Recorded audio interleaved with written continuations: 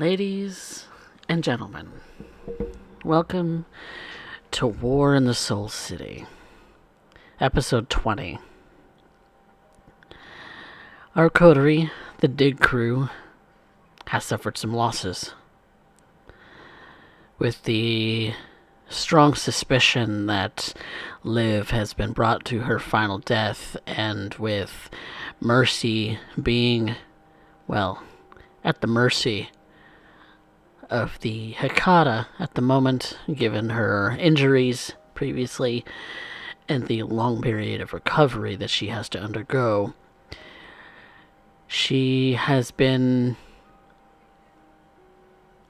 locked away for safekeeping, as it were. That while the prince had thought it prudent that all of them prepare in such a way that the city does not go hungry in times of strife, with the attack on the solstice ball and the absconding of the vessels that they had collected by the Anarchs. It's possible, however unlikely, that stocks have run low. But that's not the least of our coterie's worries. They have a fairly bountiful domain, given the proximity that they have to the different tourism industries of the city of Jackson, being that they reside in a hotel. It's fairly similar in stock to the Rack, but even that's sort of gone unattended to some degree, as the Harpy has found herself at Elysium more nights than not, given that her Talon, the Keeper of Elysium, had also been brought to final death.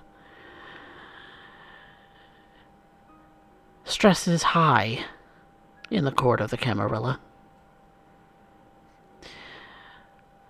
Most likely a razor's edge away from a frenzy.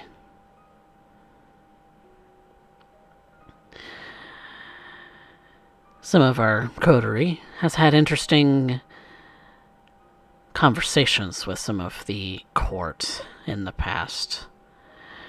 Rodney, why don't you give us an idea of some of those interesting conversations you had with Seneschal Howell last you spoke with her? Seneschal Howell gave me a lot to think about. She confirmed things that I really wish she had not. And now I'm just trying to figure out what to do first. There are so many things, so many angles to look at, so many pieces to put together, and it's all happening faster than I can process it. Liv is gone, and that blame lays squarely at our feet. And now it is my job to make sure that our prince and his lineage survive. I don't know how I'm going to do that yet, but I'm going to do something.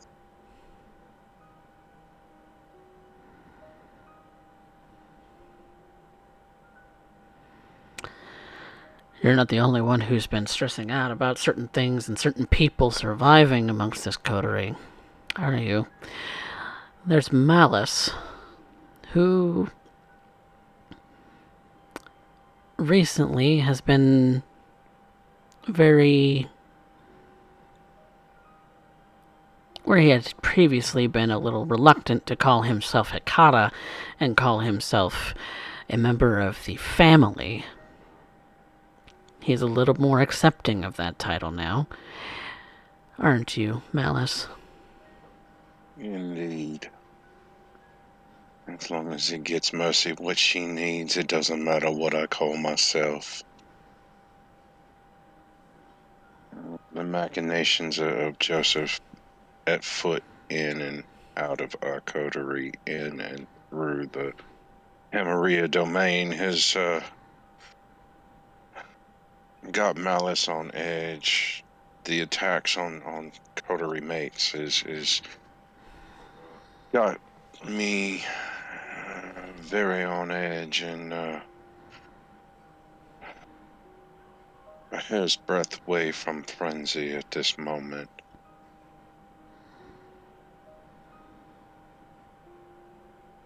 All I can think about is the end of Joseph Gutenberg. So many atrocities to lay at his feet. Everything that we're going through goes right back to him. Still don't know where Willow is or how she ties into any of this, but it's my suspicion that she's closely tied to the shit that we're going through right now. If she even still exists. But then there's Dana, who, in previous discussions, had been at the forefront of determining what's been going on amongst the Anarchs, and her most recent task being trying to find out information on a mole within the Camarilla. There's something fishy going on here. She thinks there's got to be some kind of leak, some kind of something she's missing. Maybe you have a little bit of insight as to your thoughts on that, Miss Rain.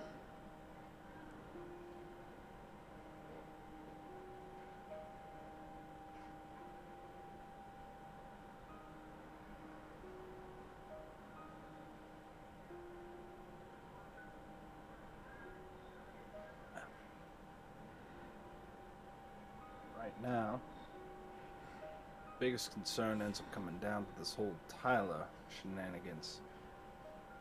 I end up having a bit of an issue. Gave me a tempting offer, certainly. Hard to end up refusing.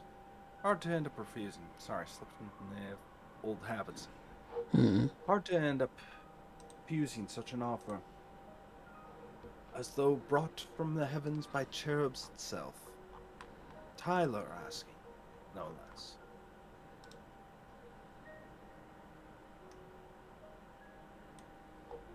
I don't trust any of them. I made it clear before, at least between me and the water cooler, that I have absolutely no interest in ever returning. The Camarilla is a den full of vipers, that's for sure, but fact is that it's safer. At least for me in this exact moment. I have no doubt that they'll look at me as expendable as the Anarchs, but right now they need me. At least to some extent. And I'm playing the court. Playing at it anyway. I feel like I'm constantly being dive-bombed by vultures at this point. Everybody, I remember Kenny was talking about my sire, how nice they must have been.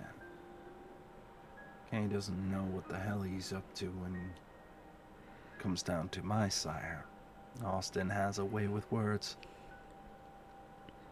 A silver-tongued devil who will gladly end up inspiring the best out of you before dragging out your worst, I have no doubt. Doesn't help that the Anarchs are out. And there's one in particular who wants my head, I have no doubt. And after all, we both lost somebody very dear to us.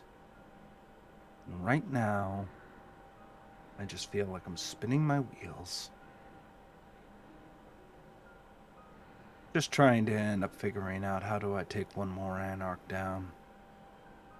Yeah, I'm mostly charging after the low-hanging fruit. That's to be expected. I'm not some elder with all this power of the blood. I am a castaway. I don't have that kind of power. I don't have that kind of influence. But at the very least, me being with this coterie serves some sense of security. So let's take a look. We have an anarch, two anarch traders. We have a Nosferatu who seems to end up being at least efficient in his speech. And then we got the Hecata. I'm going to say that this coterie is less than trusted. I think the big reason we're here is not because to protect the enriched blood, but to purposely end up making sure that we're, well accounted for. I have to end up having too many eyes upon us at all times. We'll see what the night brings us, but I really am not expecting much to change. It'll be the same shit coming in and out. A sewage plant that is, or is a river of sewage so wide it makes the river Styx jealous. Speaking of Kenny, he didn't come home last night. Probably end up sleeping it off him. After all, maybe he was still saying he was hungry. Probably panicking and will be calling up Malice any time now in order to hide the body. Again. But no such call is made. No such contact is made. And the coterie sleeps during the day. It's when you wake the following night that you realize no contact has been made.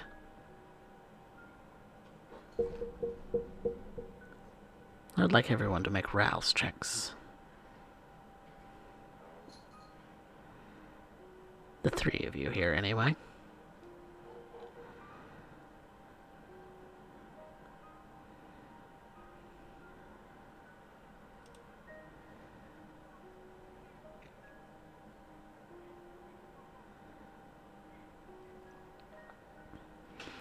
Dana, you get that little bit hungrier. Every night, it seems. It feels like, anyway.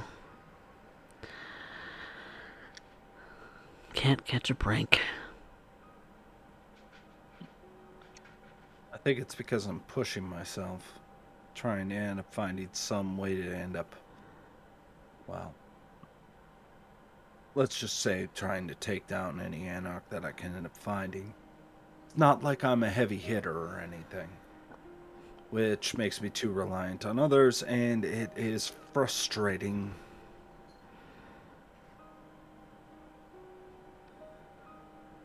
If there's anything about you, it's been your independence that's been your strongest feature, some would say.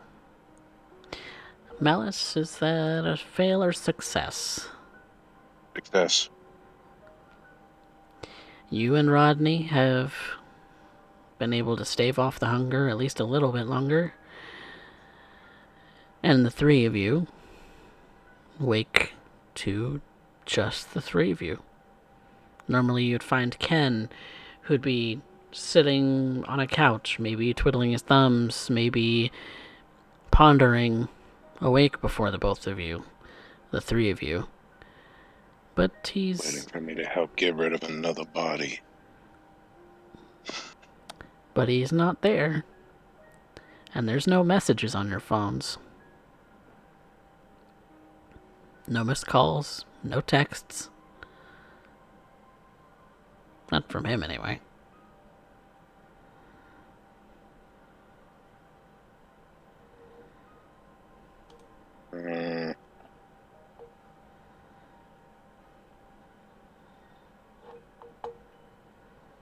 Oh. Sinking suspicion, another one bites the dust.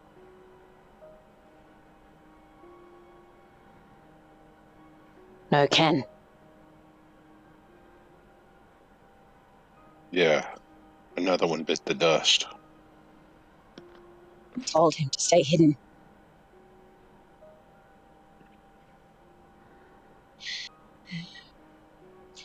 Right. Did not come home.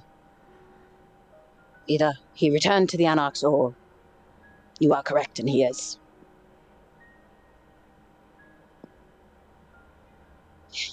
Dust.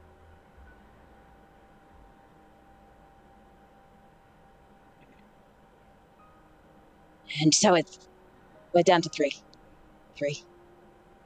Yeah. Not boding well. Not for us. I'd still like to know where they're getting their information and how the fuck they're getting in through being seen.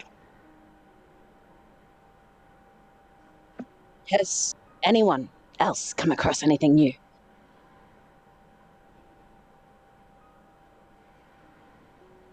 Everything I got's just a rehash of what we talked about last night. Gotta remove Joseph and Cameron. Well, Mercy was of no help.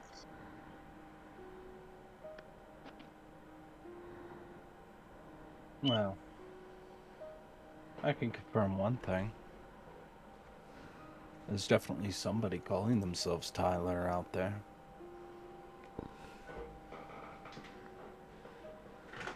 You've seen them. You can confirm. I can confirm that she calls herself Tyler. Right. Be she a pretender or the real deal, that's up for debate. It's But enough to make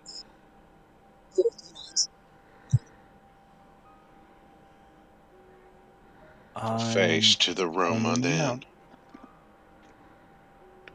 Sorry, what was that, Dana? Never mind.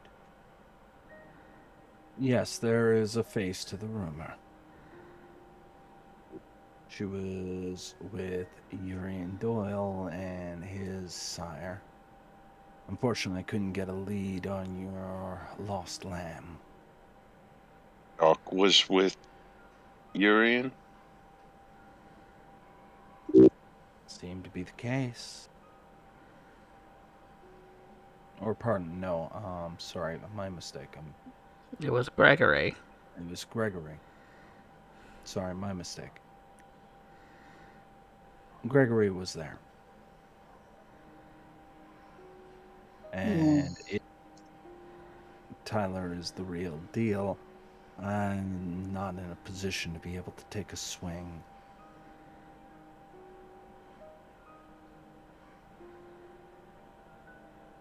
That throws what I was told by the Seneschal last night into sharp confirmation. I'm just giving you what I've seen and what I've heard. Yes. I spoke to the Seneschal last evening. What she spoke to me. What elucidation did our Seneschal have for you? Well, she knew about Liv before I even said anything.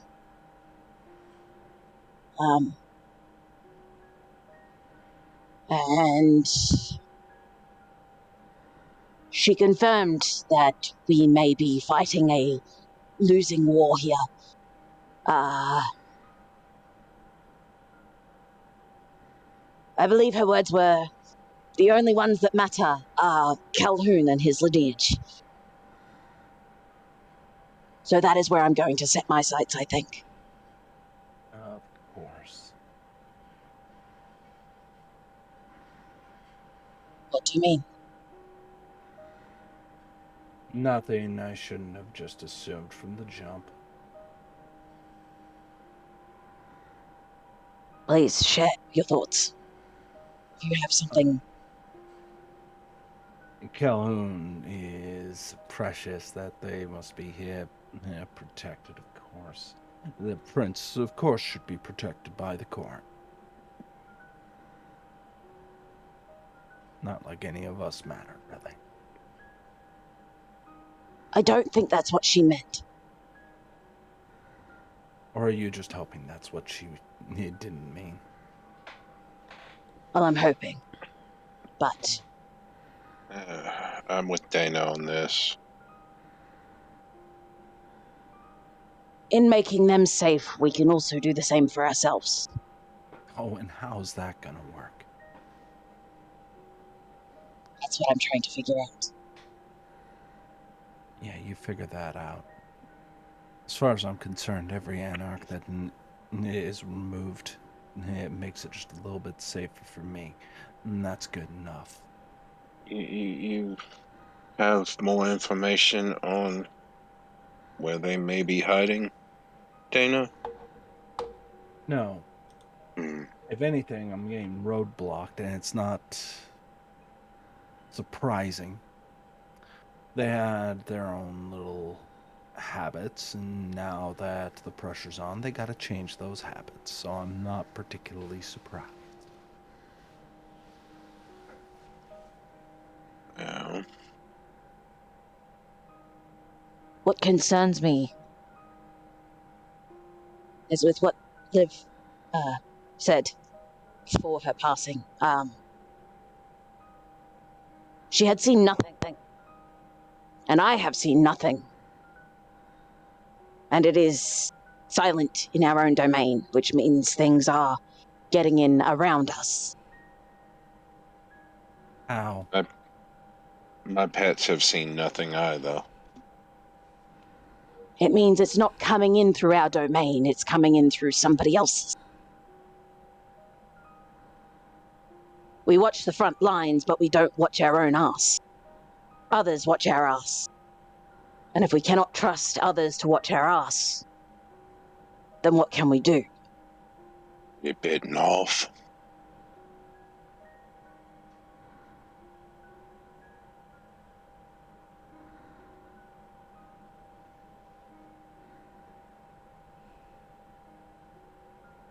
Well, that's just an amusing thought to end up lingering on now, isn't it? It's all the fun in the world. Wow. It's what we signed up for. So, rather than being concerned about it, how about we end up asking what we're going to do about it? Because I'm out of leads. I've run everything I could dry, everything else, if either given to you, the sheriff, or anything else in that regard. And that's starting to make me worry a lot. Well, we still have the proposal I made last night. It may not be the best, but, some jerry cans, a few gallons of gas, and a box of matches, and we see what crawls out the woodworks. Right. I think I am going to try to bring in some more manpower. Oh, goody. Great. What gifts do we end up seeing the stray cat bring through the door this time? Is the bird still going to be twitching at least? I was considering bringing in one from my own clan. Oh, God, no. How many more mouths are we gonna have to feed? I don't think that's a concern, considering there are only 3 of us left. A wall is no good if a wall has holes in it. Only 3 of us left. Do you have confirmation on that? That She is my... still lives. She's just not in any shape to be of any service or help. And that's why Guy is no longer with me as well.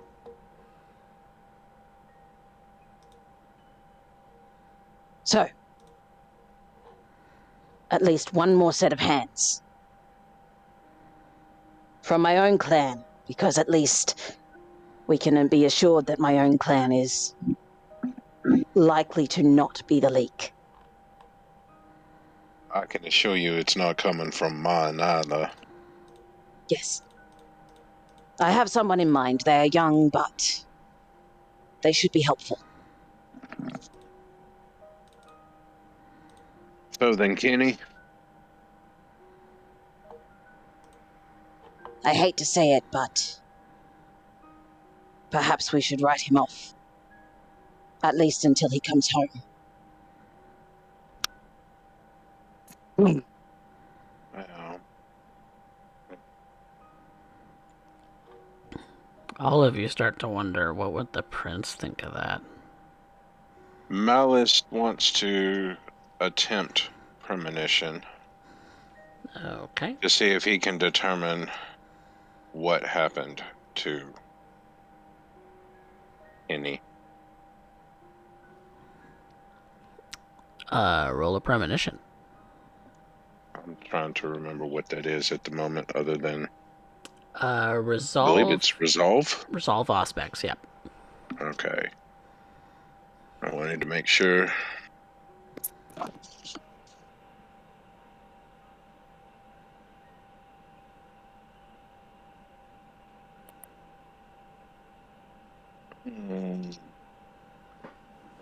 One, two, three, 4 successes.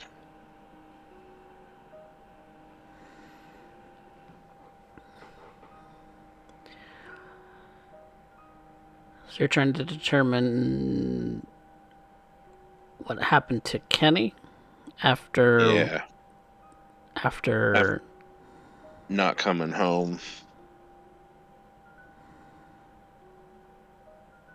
See, the funny thing about the way that you word that is Kenny did go home.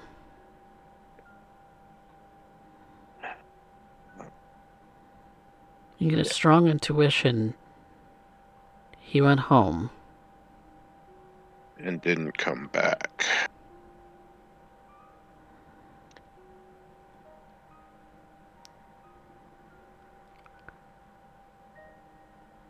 He stayed home.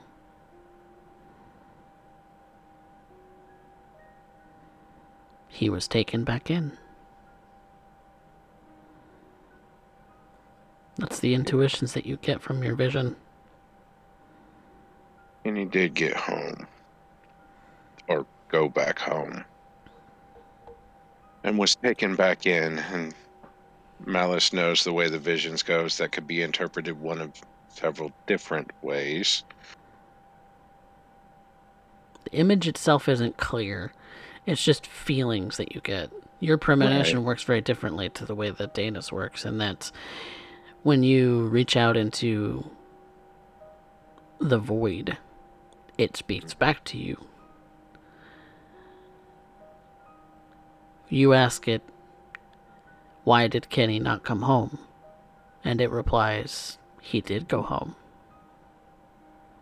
Was welcomed back in. Malice will share this with Rodney and Dana. So there are two options, in truth. Yeah. Either he has returned to the Anarchs and now fights with them, or he has been consumed. Yeah. Like I said, there's one of a couple options, and neither one of them bode well for us.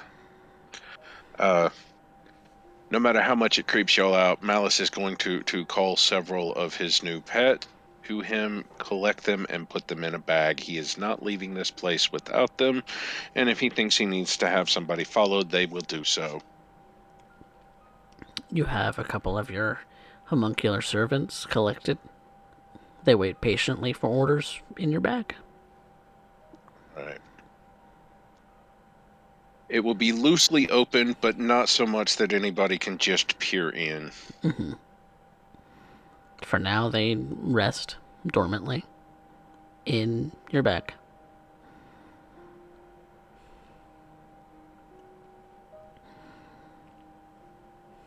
So, what do you do?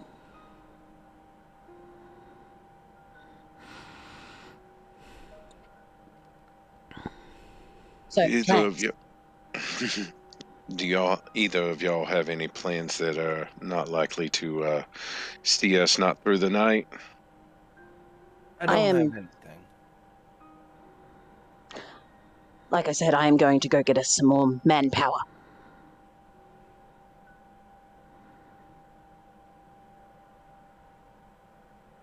And you all know that as soon as Rodney maybe even makes a peep of that, the prince is gonna know that Kenny's no longer with you. Was just thinking to himself, when this is over, if I'm done, I'm going to go find that fucker and bring him back. He still owes me. He doesn't get off this easy. I guess I can end up going and handling that situation.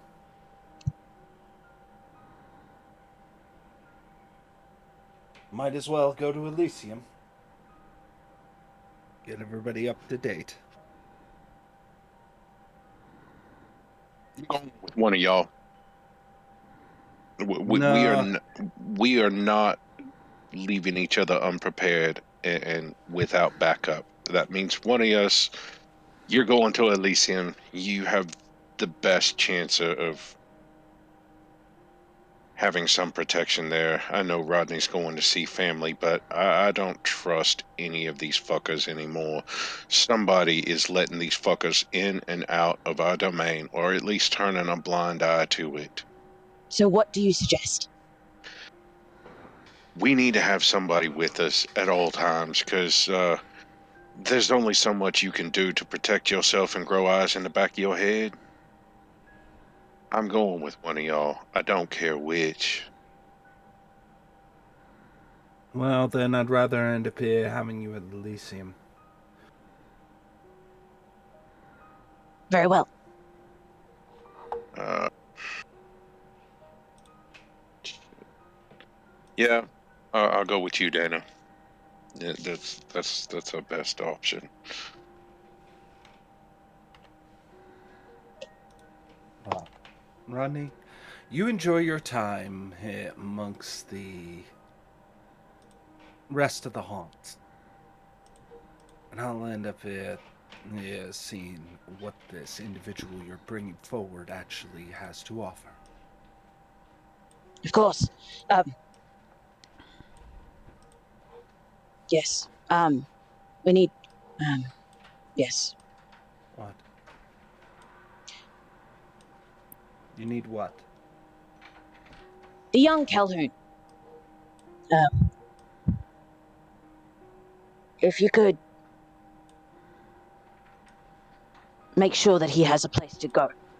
That he either comes to us or to the sheriff if something goes wrong. I would appreciate it.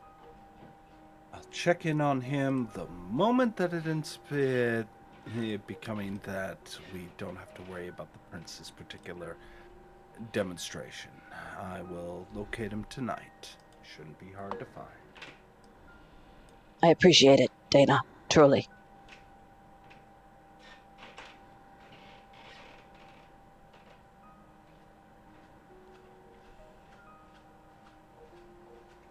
Well, I get my coat, get ready to start heading out.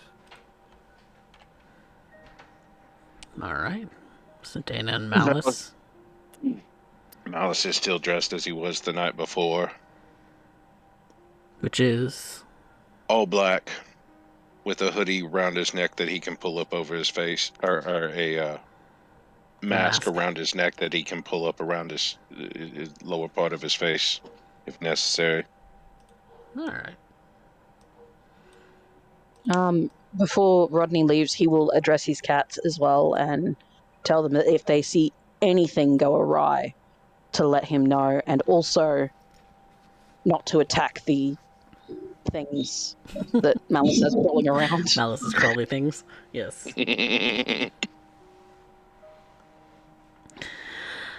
They are well informed about what Malice's spidery, cockroachy bits and bobs are. They're friends, not food. You get the sneaking suspicion that maybe one of them's disappointed.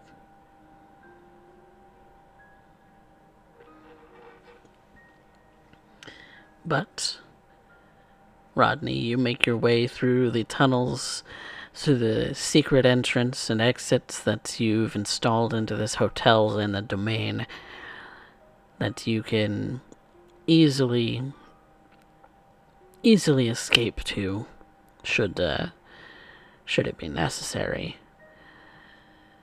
And it's not far from an entrance that you know of to get down into the sewers, into the hand-carved tunnels, the winding tunnels, the tunnels that you have memorized and mapped in your mind time and time again, as you have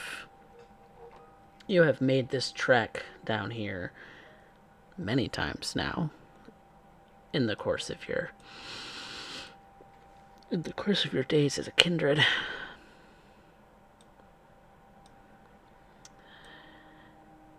But you crawl, you walk, you slosh. It's a lot of different things and a lot of different kinds of tunnels down here. Who are you looking for? The Jinn that I am looking for. Young man. Somebody that I have looked at quite regularly. His name is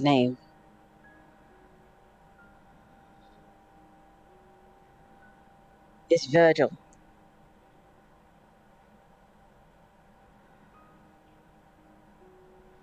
And I believe he would be of great use to our group.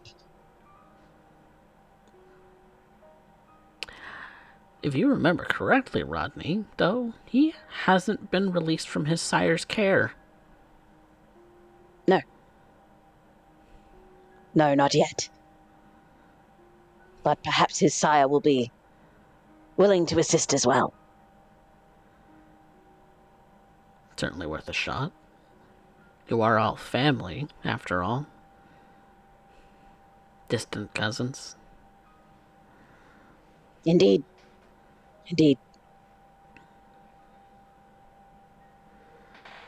And I mean, we were in need of a heavy hitter, and this one seems skilled in such things. Dogs are great for that kind of thing.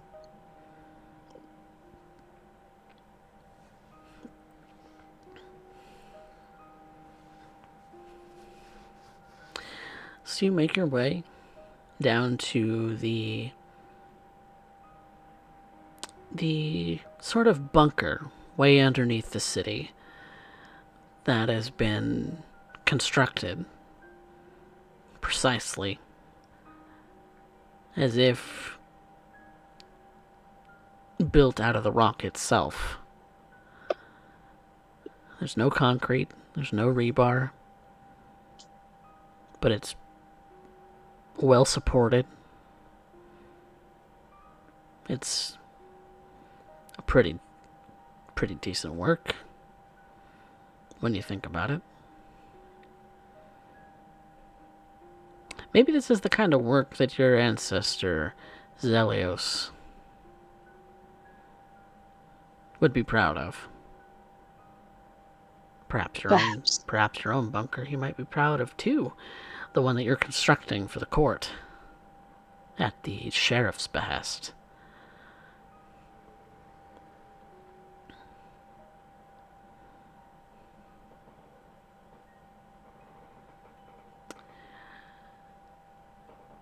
You arrive,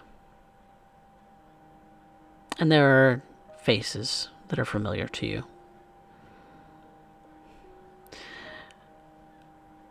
One of which is Virgil and his sire, Levi Wallace.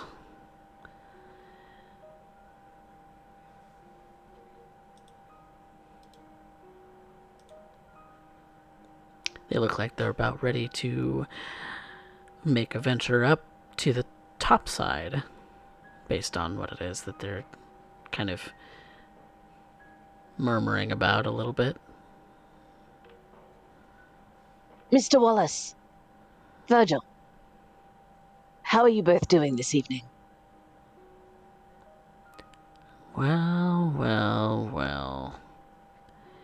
If it ain't Mr. Drummond.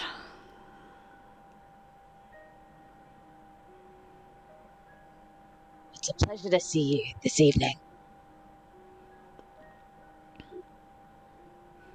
What you want, kid? They're kind of busy.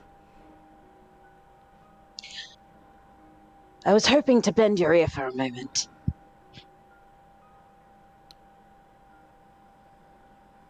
In what direction? Hopefully a favorable one.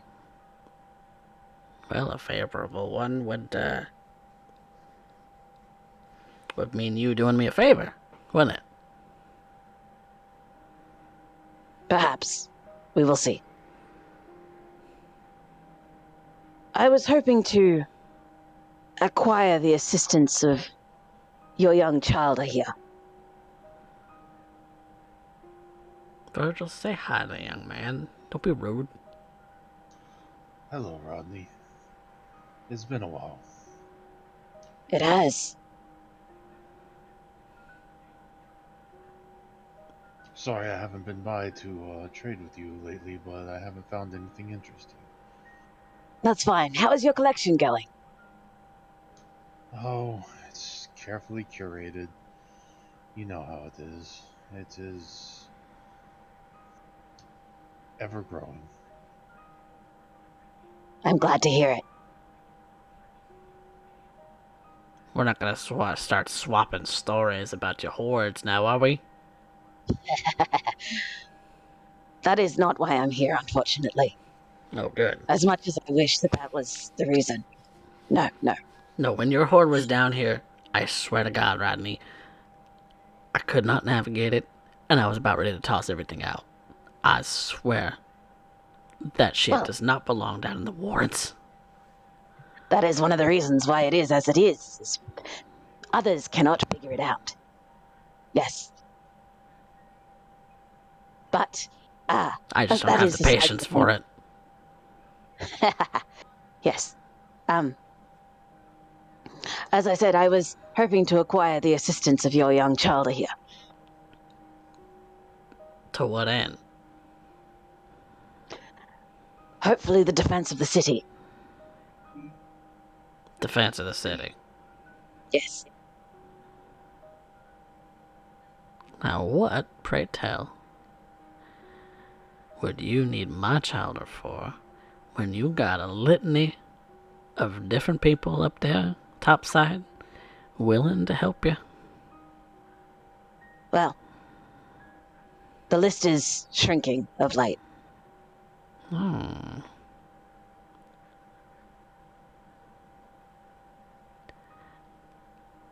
So it is true what the harpy's saying. Pray tell, what is the harpy saying? That the dig crew can't do shit. Makes it difficult when we're being hit from all sides. Can't even protect your own borders. Why should I throw my chowder? No. It's not our borders that are having trouble. Oh? It's not coming through us. It's coming around us. Got proof? The silence in our own domain.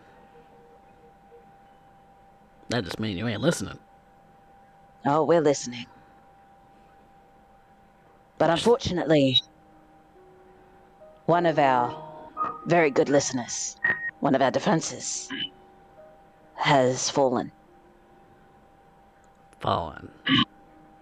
Yes. Again, you're making it very unlikely for me to send my chowder to go help you. Because I don't want to lose him. I would be bringing him in for internal defense rather than external, like she was. Aha.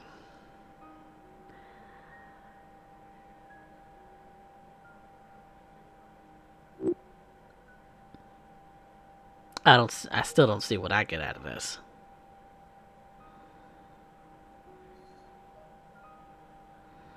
If we are successful in the defense of the city, certainly looks very good for you and your child. Yeah, but that doesn't help me in the immediate.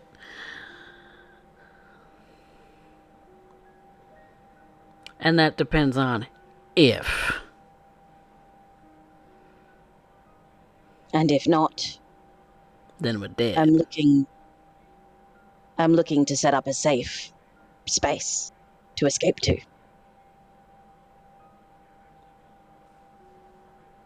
He kind of looks around at the very well carved bunker that you all are in. Even has individual rooms.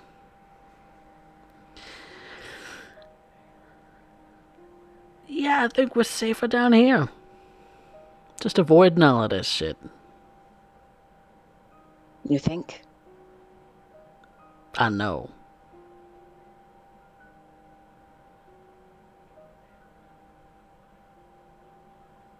So what is it that I can help you with?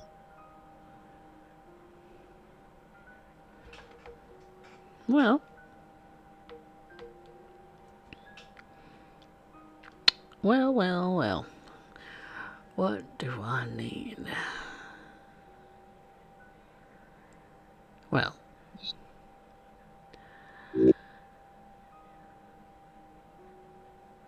Well.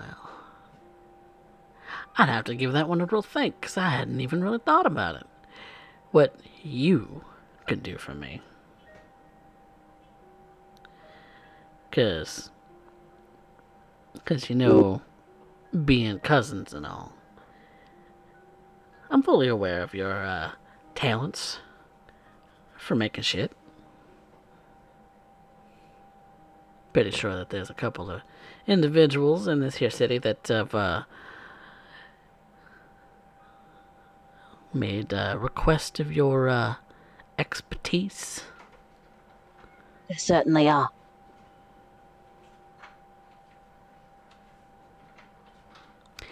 So, this thing you're building, where's it at?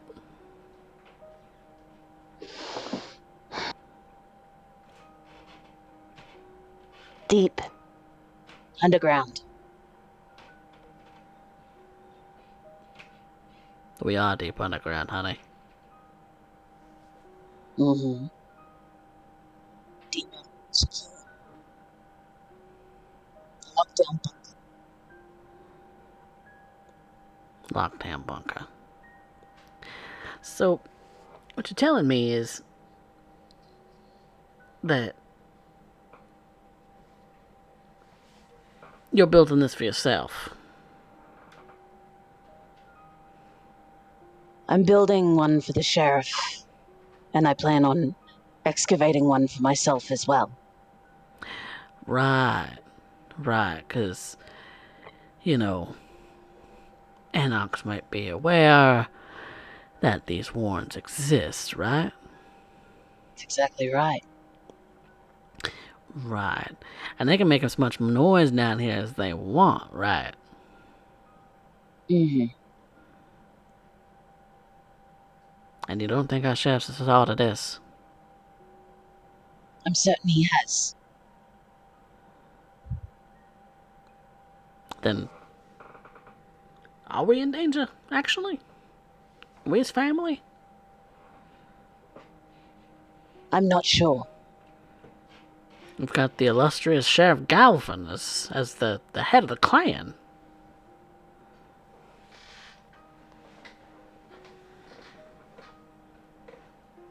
Ain't nobody go toe to toe with our chef. But the sheriff is only one. He's only a singular. How much can only a singular one of us actually do? When you've been around for as many years as he's rumored to be. Some even think he's as old as Prince Calhoun. Maybe older. You ever wonder how long it's been I have wondered many, many times. But even still, we are still limited by our numbers. There is only so much that even the illustrious Sheriff Galvin can achieve. Sounds to me like you got very little faith. I have plenty of faith, but I've just seen many things. So you're a skeptic. Yes, Skeptics don't have faith. I would argue to differ, but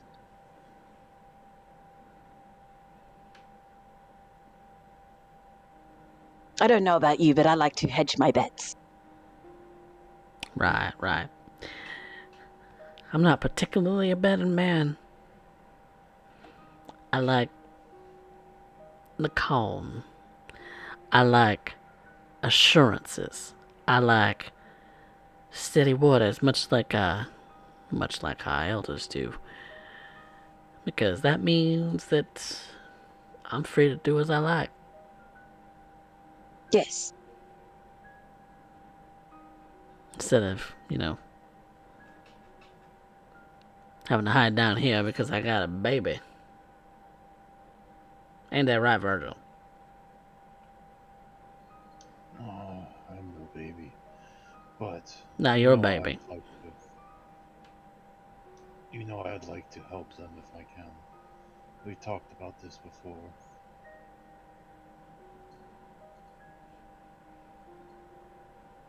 perhaps it would be of some use and free up some of your time to have my watchful eye over young Virgil here.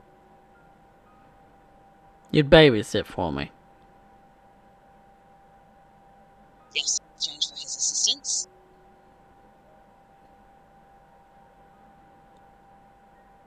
Perhaps he can learn a thing or two. Like how not to be a fuck up. Sorry? Like how not to be a fuck up Yes. by watching fuck ups. We haven't fucked up. Not really.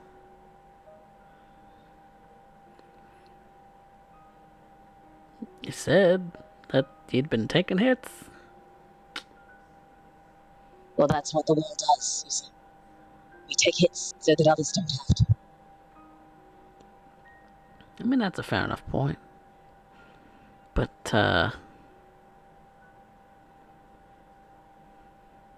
okay.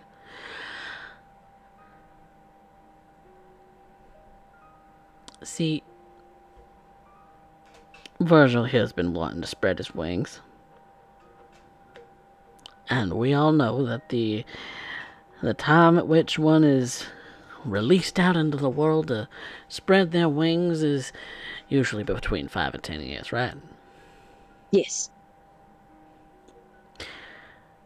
Little Virgil here is only a couple of years old.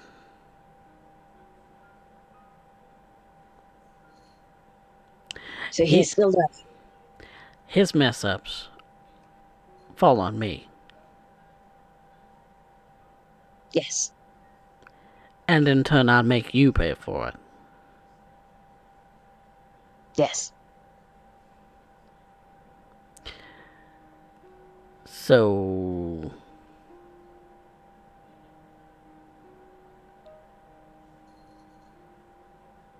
what exactly are you doing and where? So I can actually, follow up.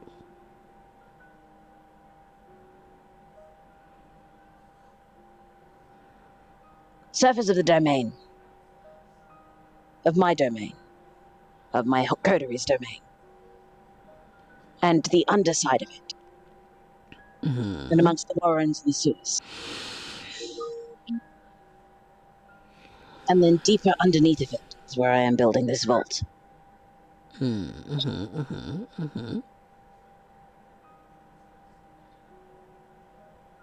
you need construction work. I need eyes. and someone with the skills that your child has.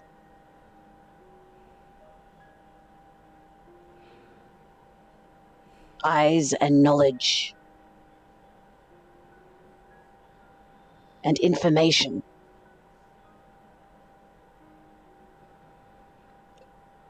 Information.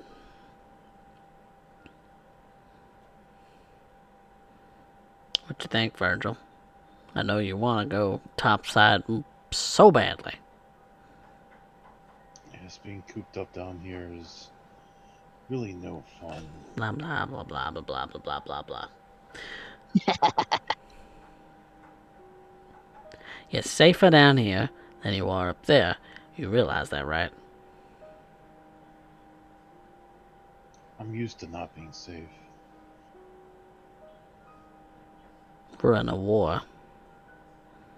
You really want to get mixed up in that? I'm used to serving anyways.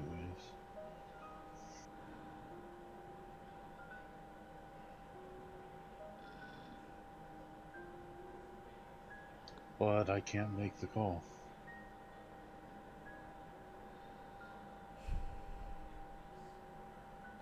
Two nights. 2 nights. 2 nights you babysit. He comes back down to me when the day is over. Or night, it's over. And then he'll rejoin you in the evening tomorrow.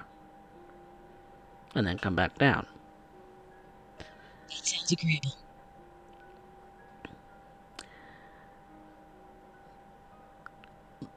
Levi turns to you, Virgil. And if you make my existence way harder than it has to be,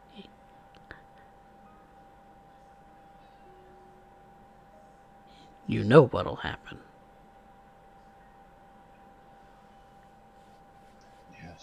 Yes, I do. Alright then. Thank you very much. And then, Virgil, you're gonna tell me everything that you see when you get home every night. Capiche? That sounds agreeable.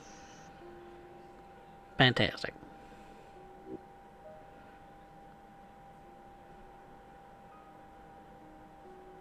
I'm trusting you, Rodney. Your trust was not misplaced. Nothing's gonna happen to my boy.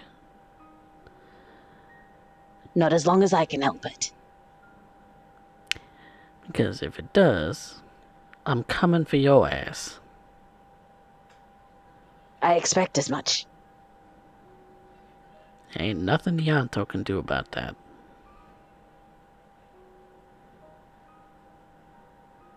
I wouldn't expect him to. Alrighty then. All right. Payment for the work he does is you're gonna have to do some work for me. What kind of work would you like? I ain't decided yet, Very well. but you owe me. As a boon. Boon it is. Pleasure doing business with you. And with you. Hop to it, Virgil. Get out of here. Let me get a few of my things, Rodney. Of course. Virgil, describe yourself for the audience. He's somewhat of a pale hair, very wide-eyed, almost a blank stare.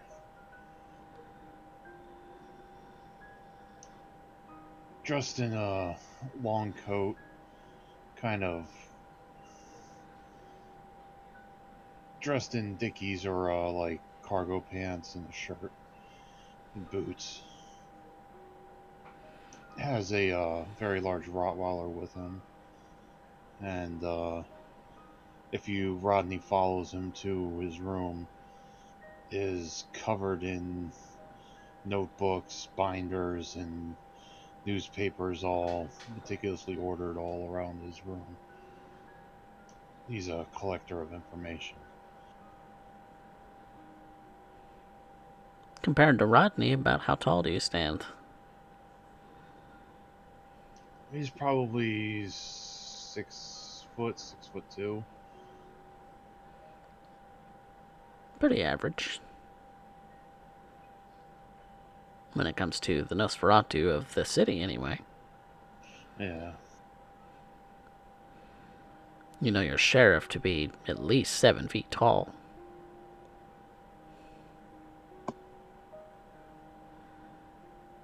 Possibly more. Can't even tell sometimes when he hunches.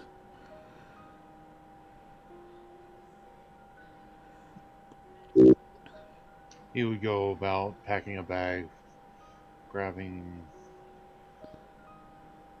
his tools of the trade, and maybe a blank uh, notebook, pen, and just throw a duffel bag over his shoulder and follow Rodney out. God, looks like you're off to a slumber party or something. Get out of here. Never hurts to be prepared. And Levi is the first to make his way out of this particular area to who knows where. Before they leave, Rodney will turn to Virgil. Thank you very much for that. Before we return, I must warn you, some of my coterie mates can be prickly. One of them is Toreador, and the other one has, well, they have pets. So you will see. Don't freak out too much.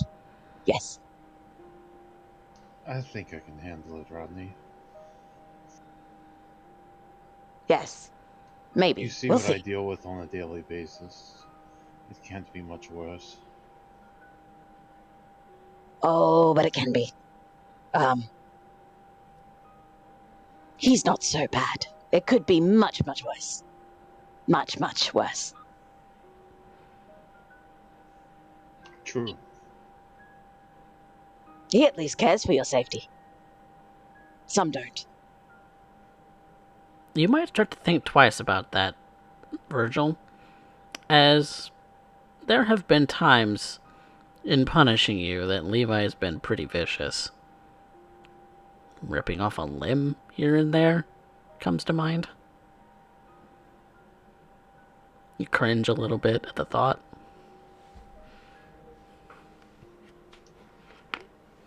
If you say so, Rodney. And Virgil will just give a loud whistle and call Atlas with him and head out with Rodney. Atlas happily follows you.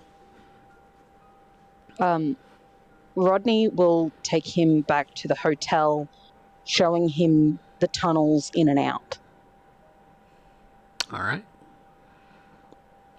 And while you're crawling your way back out of the deep depths of the city, the unseen places, because it does take quite a while to get there and back. A couple of hours at least. So let's find out what Dana and Malice are up to at Elysium while you all are out.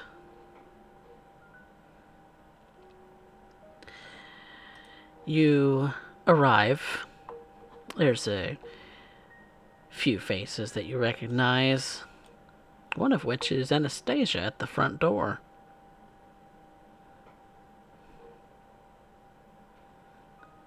Well, isn't this just going to be lovely? Anastasia, darling. Miss Rain. Lean in and I've given her kisses on the cheek. Yeah, they're making a show of it. Oh. I am so glad to end up here, seeing you've managed to end up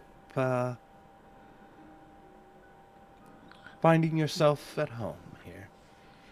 Would I presume that this means good news? I don't think it's official as of yet. The prince hasn't actually made a showing of it. Our good prince has yet to announce the position, but I might as well get used to being here. Anastasia, you will do absolutely lovely. This will be my permanent spot from here on out, anyway. No, hardly. When will I have the Yes. time to go anywhere else? Thanks to you. It's not on air when you have places to go anyplace else. It's who you get to be around at the time. I mean, between now having a relationship with Kyle, as well as having a more prominent place in court, and your own coterie is now situated. It seems like you're coming up in the world. Why the glare? You seem a little resentful. Not at all. I'm just curious. Very, very curious how this is all going to pan out.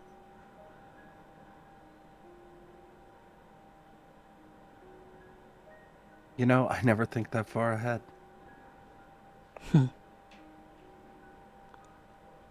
But it's so good to end up seeing you in a friendly face in court. I almost feel like I don't have to end up watching my back at every step. Almost.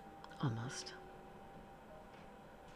We're here to speak with Prince Marius Calhoun, first of his name, and rightful heir Lord over here, Jackson. Speak directly with our good prince. Unfortunately, it's just part of the duties of being involved in our position, and whenever drastic changes have to happen, or any kind of shift in the wind, it is only a part of our duty to end up keeping the prince informed, even in positive and negative circumstances. Indeed. Well, Of I wish course, you luck. Anastasia. Thank you. Shall I course, announce you? Well, your position's not official just yet, so No. I would say this is your opportunity to end up asking, are you wanting to end up taking it or not? That's a very good question. I have never asked you to, or I've never forced you to do anything, Anastasia. All I have done is open up doors. A world of possibility. Certainly opened Harpy Harvey's eyes. Although she seems to think very poorly of your coterie at this moment.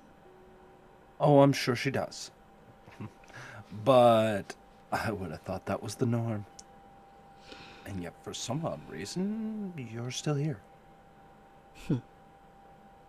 So, can't be that bad. Well, Anastasia, I'm sure you've met Malice. I don't know that we have met. Malice has a working relationship with me. A member of the Hecata in good standing by the permission of the prince, and is a doctor of sorts. Also, a individual of an acquired taste.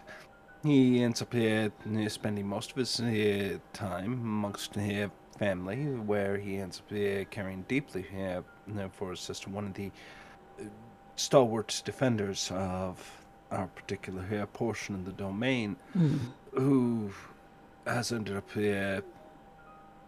causing themselves a large amount of, shall we say, distress, and yet continues to end up serving in a stalwart nature as only expected of the Hecata.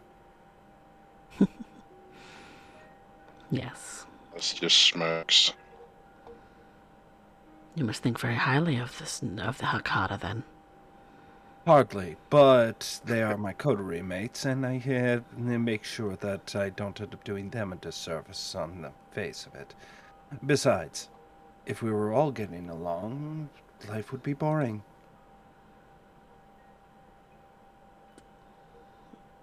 That it would be. And if there's one thing I can't stand, it's boring.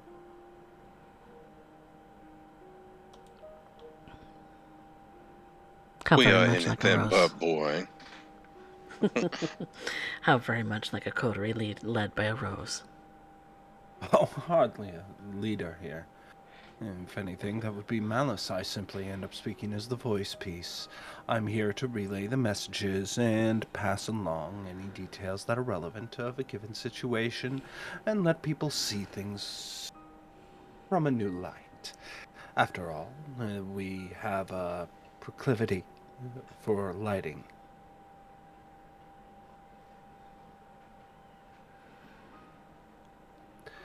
But Alice winks at Anastasia and says, "Watch all those honey words. There's always a Bob somewhere in there." As I've come to learn. well, I would love to end up staying in chat, but unfortunately, we do end up having an itinerary to follow. Oh, how I loathe them. It's enough to drive you crazy. But how would you know? Of course. But only my closest of friends would have any idea. So, with that, Anastasia, Miss Hoffman, well, let us hope keep her.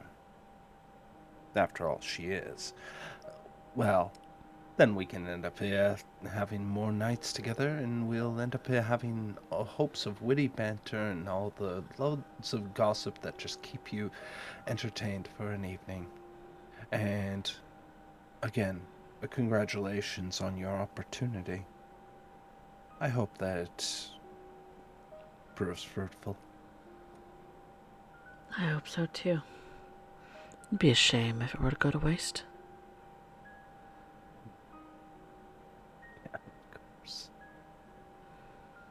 Anastasia, thank you very much for your time, and thank you for your greetings. Come now, Malice, we have words to exchange, and this is about to get interesting. Malice is still carrying his bag. And the bag with the servants in it. Yes. What else is in there, by the way? Medical and surgical supplies, so that should they be needed. A couple scalpels, a bone saw, some tubing, suture kit, gauze, gloves. I am gonna need to search that, if you don't mind. Anastasia pipes up. Will open his medical bag with the 3 homuncular servants in it. On top of everything. Looking to do some surgery, Doctor? You never know when it's going to be required. I may have to ask you to leave that here. I'll give it back when you leave. Make sure they don't get out. And he'll close the bag again. Zip it to where it's mostly closed, but if necessary, when he calls them, they could still crawl out. These And as are long as he's... animated. Yes. As long as he's within 100 meters of them, they are fully animated. Well, she's asking you. Yes. And Malice will yes. The rules of Elysium do state that the use of powers are forbidden. They're not a power. They're animated by supernatural means, are they not? They're in a bag, are they not? They're not out crawling around, walking on the floors in here, are they? No, I suppose not. But the tools have to stay. That is fine. The servants will stay in the bag as well. All right. Anything I should know about on your person, Dana?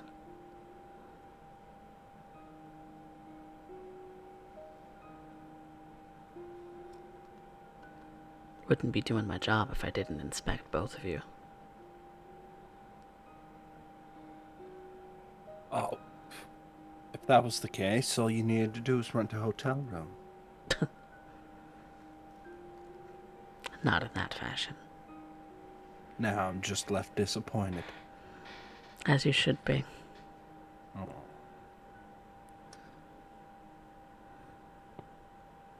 Weapons. You can't approach the prince with a weapon.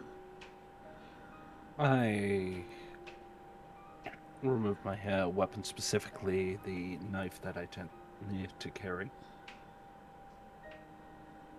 Is that all that you carry? I'm not exactly well armed when I end up coming to Elysium. Usually I end up bringing that kind of hardware in a car.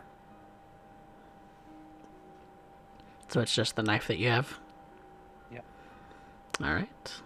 So you hand over your knife. Malice hands over his bag. Malice, are there any other weapons that you are hiding? Anything that could be considered a weapon is in the bag with the servants. Okay. And Malice leans into Anastasia as he hands over the bags. Announcement or not, I believe it's a good sign that you're here. I've been told I have a watchful eye. Observant, that's a good sign for a keeper. I'll keep my eyes on you. There isn't very many here in court today. I'm sure most have things they must attend to. Even our prince has taken time out of his busy day to be here. As Dana said, it's always an interesting time in our domain.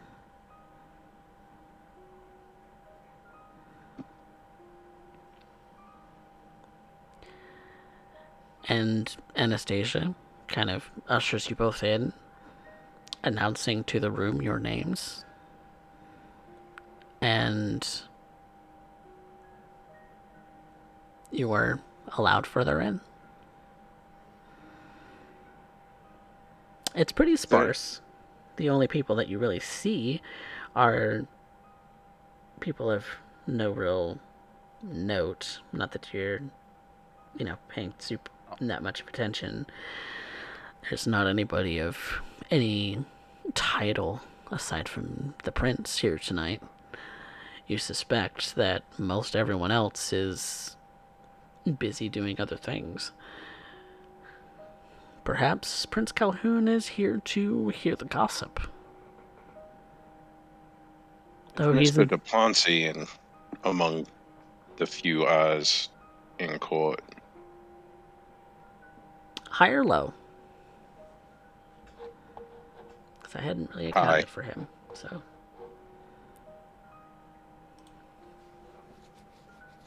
He is indeed here today.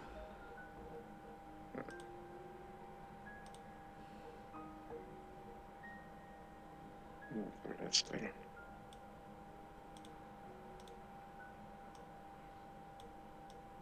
He's maybe speaking with a couple of younger people. At least from their age, they look to be younger people. But We'll make mental note of who he's talking to. nobody that you really know. Just memorizing faces and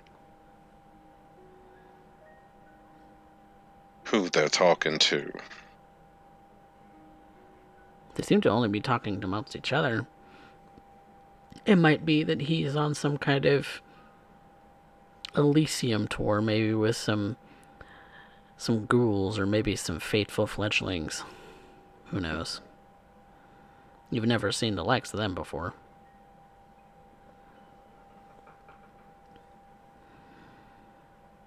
But what you do notice is that Prince Calhoun is seated in his usual seat at the back of the room.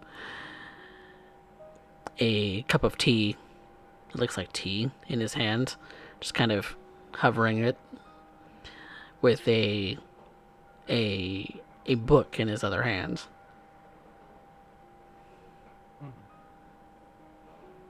Is it a particular book that I'm familiar with? Give me a wits awareness.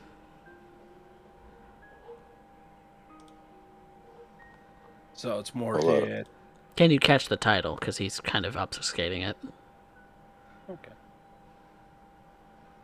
I'm gonna That is say I'd 5. add an extra. That is 5. That is 5. It's The Art of War by Sun Tzu.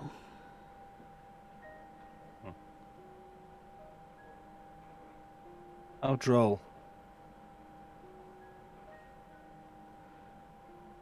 I begin to end up approaching here, Prince. I don't interrupt and tell acknowledged, but I place myself clearly in front to end up garnering his attention at his earliest convenience.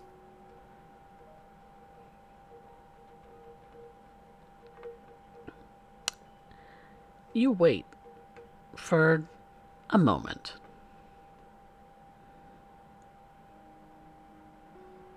It's almost as if it's on you're approaching with the hand that has the teacup in his hand.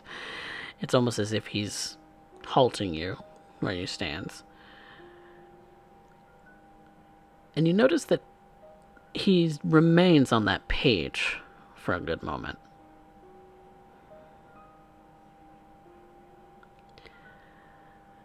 I'm presuming that the page is not in my view. No, it is facing him.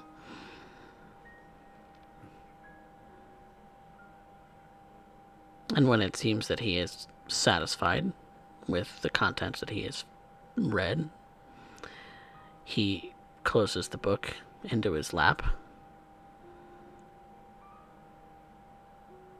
and looks to you. At his acknowledgement, I end up giving a very solemn bow. And he notices you too, Malice. We'll bow as well. Waiting for a signal to approach. He turns and sets the teacup on the little side table next to him and beckons you forward a bit more before halting you again.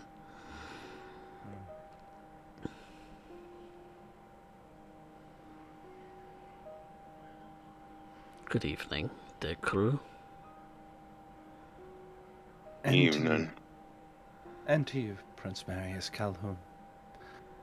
We come with word from the front, both good and bad news, unfortunately. But as soon as we were able to end up ascertaining it, we have made it a point to come see you to keep you informed. To inform me directly, it's a bold move. When I speak of it, you will understand why. Please. On to a more minor notion. It would seem that Kenneth, the one the court had placed in our charge, has either been removed from the board, taken, or turned, as he is not turned in. A inconvenience, surely, but not something unexpected, especially given his previous allocation. Terrible point, but one that you should be informed of. That is unfortunate. It is. I gave him leniency in this court. And he saw fit to, well, Yeah, let us on say it. that in so many words. I am not here to end up working off of presumptions. I am simply updating you on that condition in case it becomes relevant or a point of concern. Other than that, it may just be a lost childer who happened to wander in the wrong domain. Either way, I think it best that you be aware that we are currently making efforts to end up gaining a set of eyes that we have lost. The Nosferatu can be so accommodating at times, she says, with just a hint of venom in voice. The good news, if you can call it that, is I have confirmation of a very particular individual, at least somebody who claims the name Tyler. Tyler. Darkened hair, stands about this tall, and seems to have at least a large portion of the anoxia.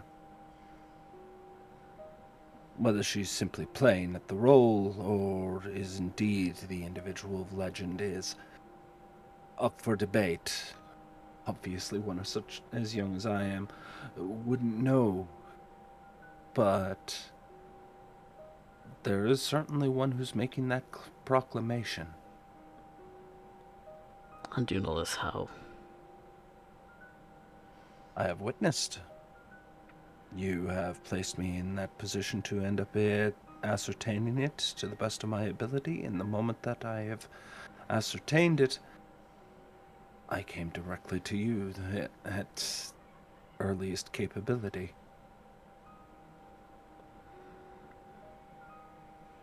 That is most appreciated, Miss Rain.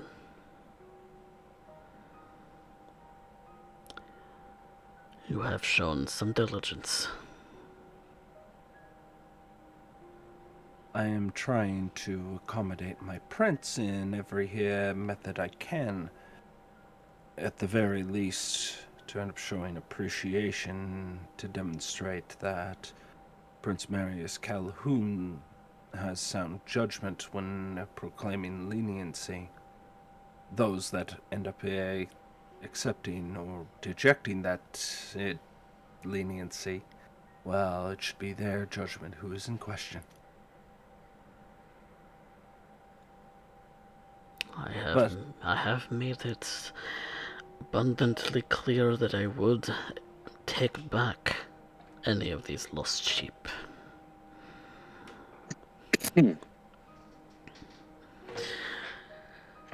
Should they be willing to do as you have done? And yet the concern grows, and I must ask. We have secured our own region, and yet, if I may approach with the sensitive matter. He beckons you forward a bit more. She gets close enough, at least assuring that the only people who are going to hear this are her, Prince, and anybody currently using Auspex.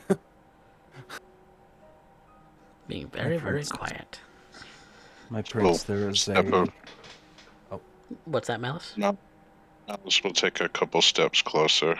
Not as close as Dana, but not too far behind Dana, and keeping an eye on everyone around the room as he can.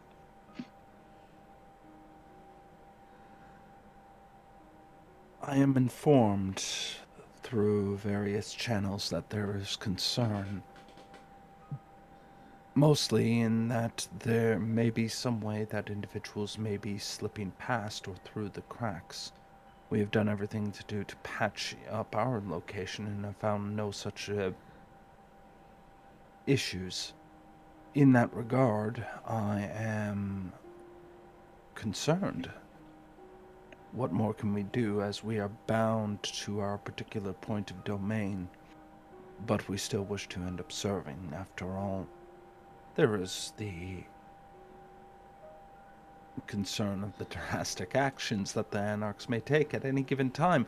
Certainly we must end up bringing everything we can to bear to the situation, and yet we are left to stand as guardians, occasionally poking into their turf, specifically to scout out and see if there's any chance of them here charging into our own borders. But, unfortunate, we have not found such things. And yet we hear whispers of them coming through in some regard, some fashion. I simply wish to end up knowing how I can end up assisting my prince to put this to rest, be it in simply the rumor or in action.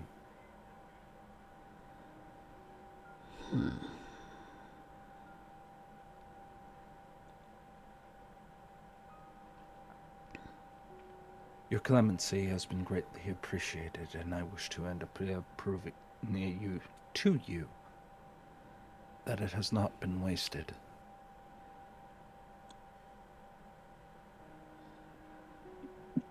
Has it not? Harvey speaks of you as if you are incapable.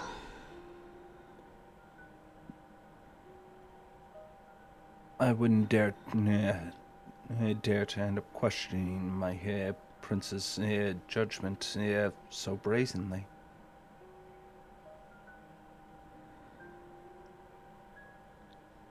Especially one of the harpy. That would certainly come out scandalous, hence as I have approached you now, to reduce the rumor-mongering. Of course. But a questioning of that is to question your judgment, is it not? Which is well outside of station.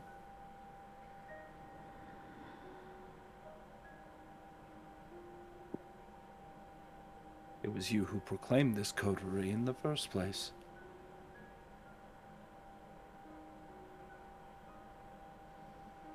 And I would not see that name sullied.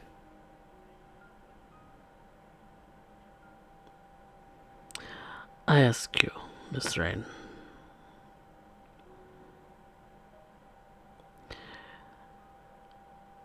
Do you think I have made a mistake?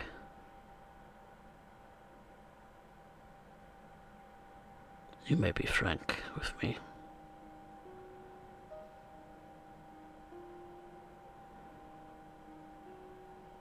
Putting aside all courtesies, she raises an eye.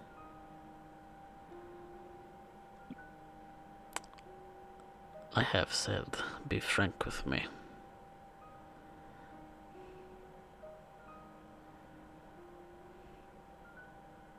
We are a mass of individuals who this court would see put aside, put to death, or end up kept out of the sight.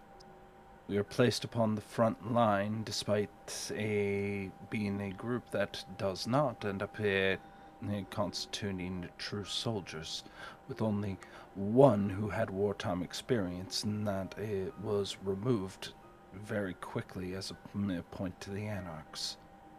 They have done so to cripple us. They are... mine is that of a socialite, and I have taken on... Perhaps you've heard the rumor that I've already ended up achieving a small tally of Anarchs I've directly or indirectly been removing.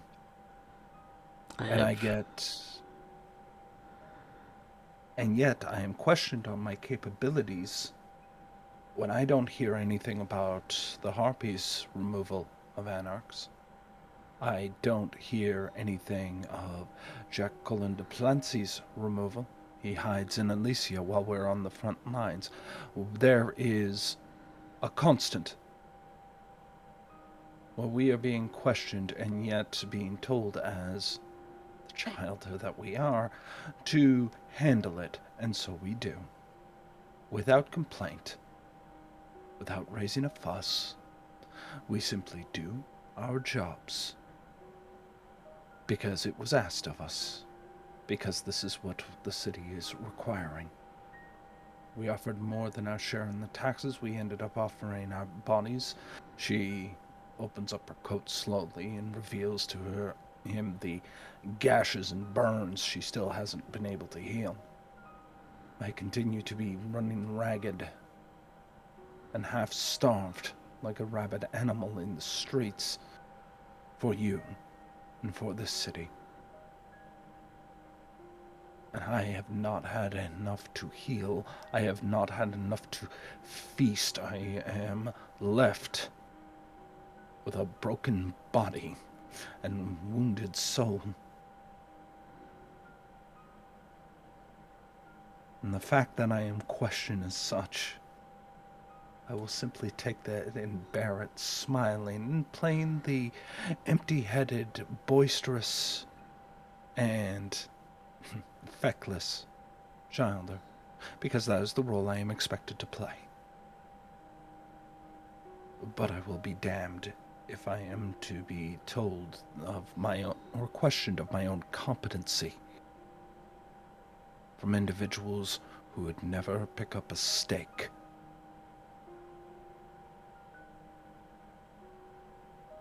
You took me in from the anarch movement. You here kept me around, and I was a fighter. One of the few who's raised a hand to Galvin and lived. That reputation is also valuable, and it's one that I end up trying to live up to, despite not being a combatant. I'm more of a soldier than most of your court, and so I will soldier on, as expected.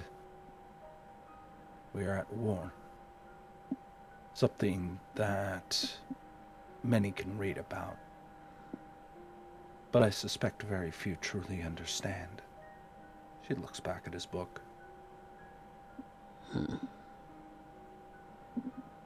So you've had my body. You've bought my soul. I am leashed to the Camarilla, and my survival hinges upon its survival.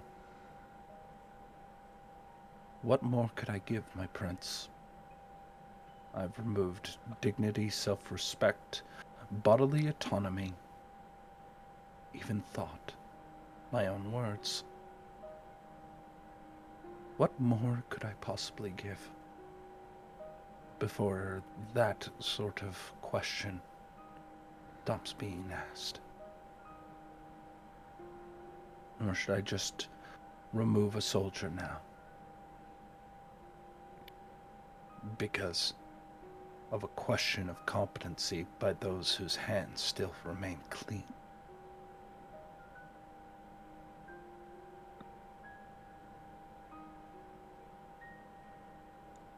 I appreciate your candor. I will try not to make a habit of it. She closes up her jacket, hiding her wounds. The burns and the slashes and the cuts and the bullets. Flesh still open and unhealed.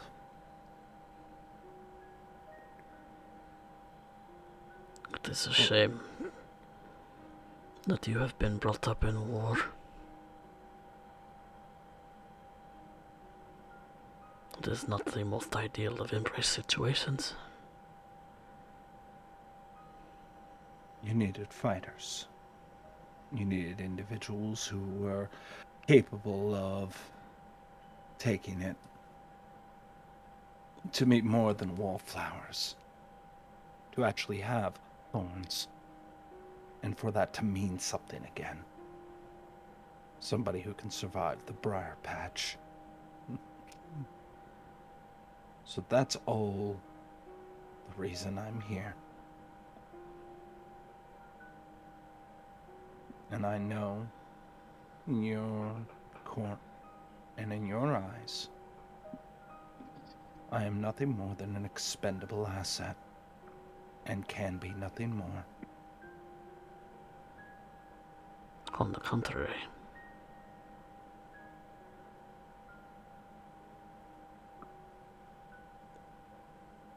I would expect candor to be returned, my prince.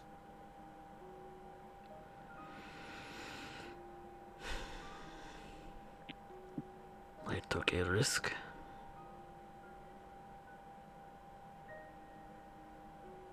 I am continuing to take a risk by taking Anarchs back.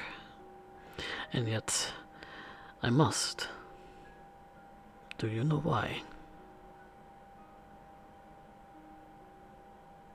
Because your entire court is built off of charlatans and individuals who can end up saying fancy words and suck up to the right individuals and be able to end up ascending to giddy heights, while reality is that when push comes to shove, all they can do is order more meat into the grinder.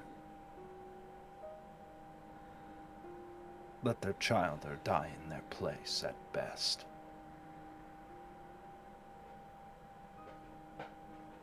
So you need to take individuals out of the Anarch's hands and boast of the Camaria's numbers.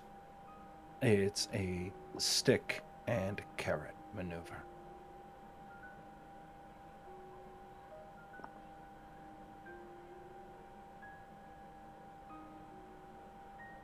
You make it sound as if the Camarilla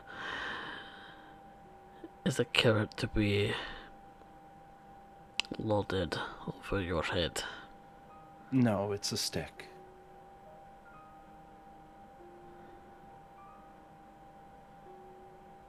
My ideals have changed very little, my prince. I just became a lot more practical. And realizing exactly what we can all end up as. My loyalty to you is implemented on my own survival.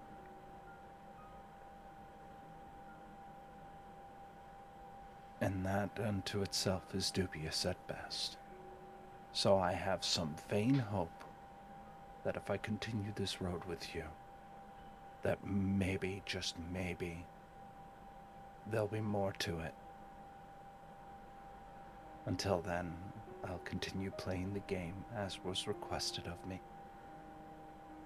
I'm just a dead woman walking. We are all dead walking.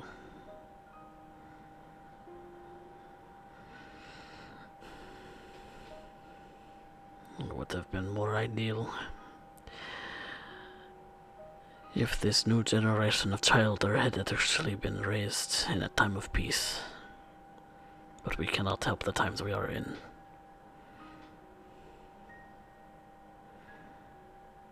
Perhaps things would have been different.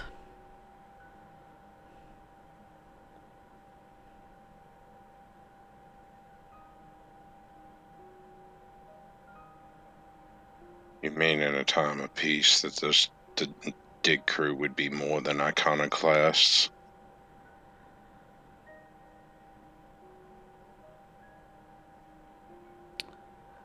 Would there not be a need for a dig crew at all? No, instead a coterie who's unified.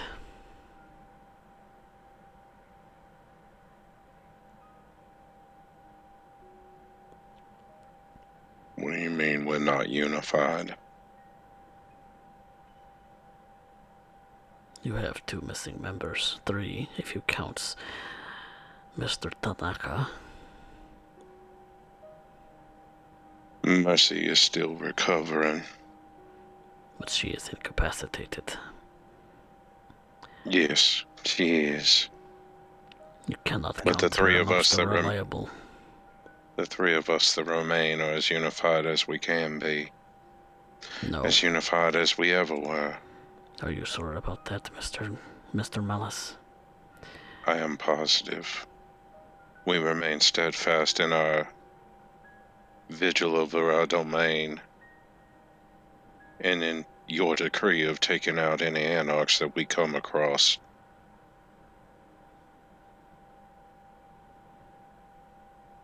Of that I can assure you.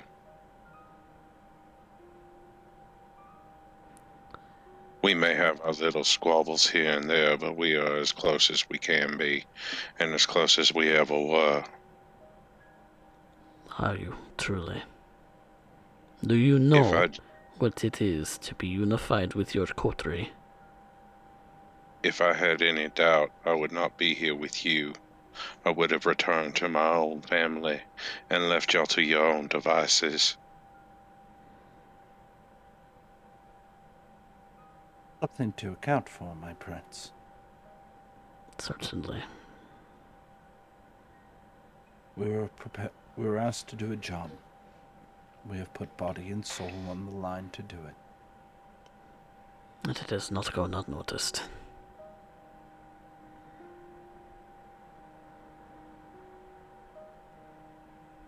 If there's anything the prince would have of us, may he speak it. Lest we begin to bore him with our childish squabbles of claiming this being unfair,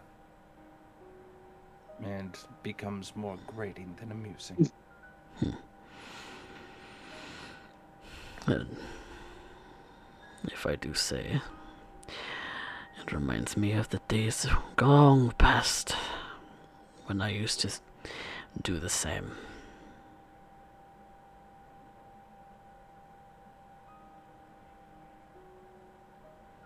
Such is the life of a neonate.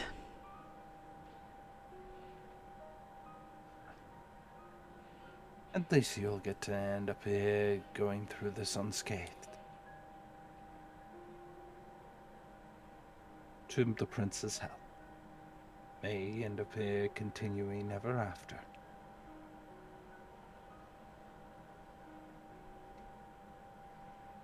She stands up straight and takes a step back once, if he has no further retorts. After all, she can't be seen hogging up the prince's time.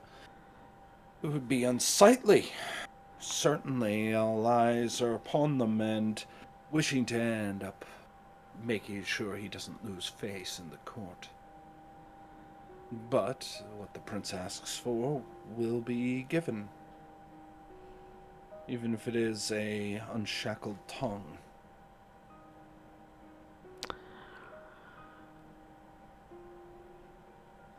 This rumor that you speak of,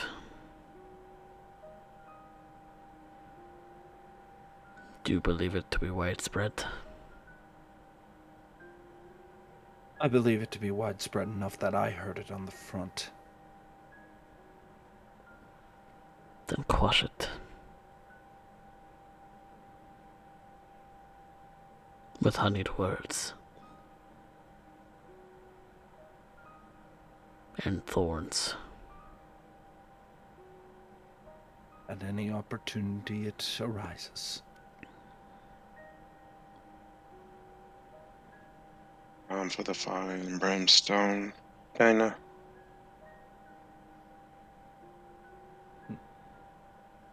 We'll have to see what the night drags up. We have a front to oversee. We get back to it then.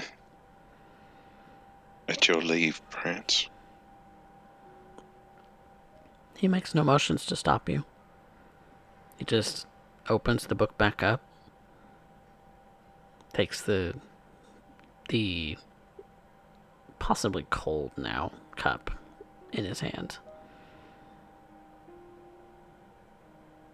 and goes back to reading. Malice will go retrieve his bag.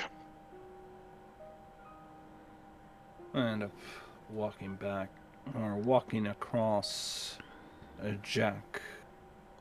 Jacques. As I did so, I simply end up making a quick tidbit. Your child says hello, by the way. At this point, I have no child there. I don't know whom you speak of.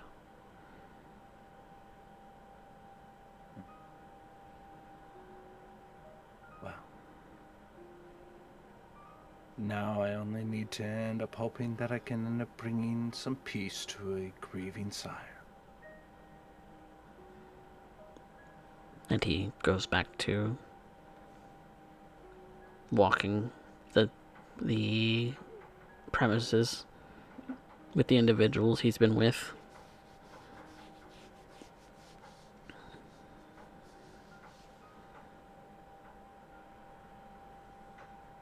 And she grabs hold of her knife and sheaths it properly, of course giving her best. Yet to the newest keeper. Or at least the unofficial one, in Anastasia. As she walks out, she kind of turns to Malice.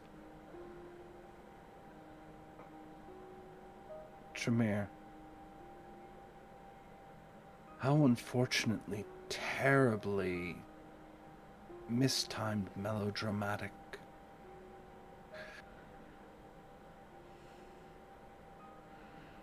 Malice will give a small chuckle. Yeah. At the very least, to wait for them to end up orchestrating the lights and clear the stage before giving the performance. I have no sense of timing. Mm. Well, I'm pretty sure their sense of humor died right along with their hearts about the time of embrace. Is it a prerequisite amongst Tremere? Other than that, they like to play with things and claim that they are the progenitors of the blood magics. I don't know that they can actually claim anything that's No, truly theirs. I don't even think there is such a thing as blood magic. I think it's just a way they like to frame that particular gift. Is, let's be honest, what you do is magic. What I do is magic. It's all magic. There's really no functional difference. Reanimating the dead's not necessary. Well, to some it is magic because they don't understand it. Neither is the ability to suddenly lift a car, or drain a person dry, or hurl them across the interstate like as if they're shot put. It has been known in some instances for humans to draw on abilities of adrenaline and, well, other neurochemicals and transmitters to perform similar feats. I can't say what it is exactly we do and how it's different. Only that I know somehow it is. Well, by similar feats of blood, we are able to do incredible things. Well, at least you guys can. I'm sure you can too, Dana. I mean, watching you try and walk on top of a rolling vehicle was pretty damn amazing. You kept your balance for as long as you did. I'm not sure how you stumbled or why, but except for that one small stumble, damn impressive. Malice, I don't need to be here, have a ego massaged. I'm mostly making it a point that everybody else seems to end up having an ability that ends up allowing them to end up causing a certain degree of damage. You know what the worst part about being a goddamn Toreador is? Your phones have been clipped? Partly. You get to watch everybody else show what kind of damage they can do. You know, they can bring unholy hell on everybody. We gotta do it. We gotta be clever about it. You know how much I would love to just be able to accordion somebody, just grab them by the feet, grab them by the head, press them together, then pull them apart. You know, see if we can play something using their toe bones as keys. You know, I would I'm love to sure hang if out you did like that that. while they were still breathing, you'd get the screams as well. Yeah, well, that's not like we're built like that. Uh, I'm not. That's for sure. You're right. You just make all kinds of bits and pieces of people start crawling around, which is still freaking disgusting, and almost as disgusting as this parking lot. Ugh, can we just get out of here? Ugh. By all means, let's go. What do you have in mind? I'm going to eat someone, and I am going to try and end up piecing myself back together, and I'm going to try to not lose my goddamn mind. Can't Outside of help that, for that last part. outside of that, I have absolutely nothing I can end up doing tonight. I can't do I anything for that last one. But do well, you require any assistance with the others?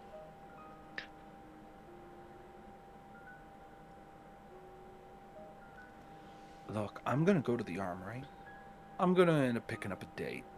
I'm gonna end up near Brent in a room, and I'm just going to try and enjoy my night.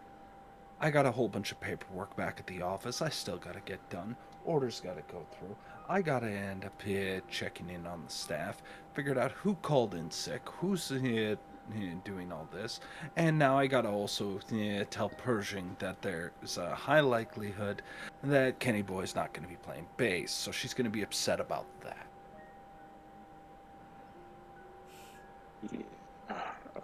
Well, I'm gonna go to the gas station and I'm gonna get to it then. Um, are there any other locations that I should be aware of besides the house? Like I said, I know he's probably never going back, but I'm gonna make sure there's nothing to go back to. Are there any other locations that you know of besides the one that you burned already that I should be aware of? That was a thing, but not something I'd recommend. Look, half the reason we got busted. Pauses. The reason that what happened was because fire was being used a lot. And now it's being used again. This draws a little bit of attention. So while it's a fantastic little piece if you need to, I'm just telling you to be careful, sweetheart. Other than that, you end up getting into a whole bunch of issues. As far as where they are, I haven't heard hide nor hair about the reservoir and the hip and the sheriff outside of the encounter with a goddamn alligator, which I can make some bets on who that was from. And outside of coming literally face to face with Tyler, I really can't bring much to bear. So Why you I'm would why you go ahead. advise it? Why you advise against it? What other options do I have? Oh, I'm not advising against it. I'm telling you to be cautious. There's a difference. I'm I'm just all telling you how it ended up working out for me, and understand when I ended up doing that. That was more of a old habit. You still remember the night like it was yesterday. She went to go throw a Molotov. got her hand stopped by the sheriff, and the Molotov dropped on her.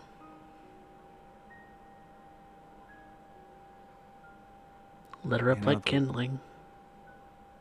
The worst part is I can still smell it when I think about that time. You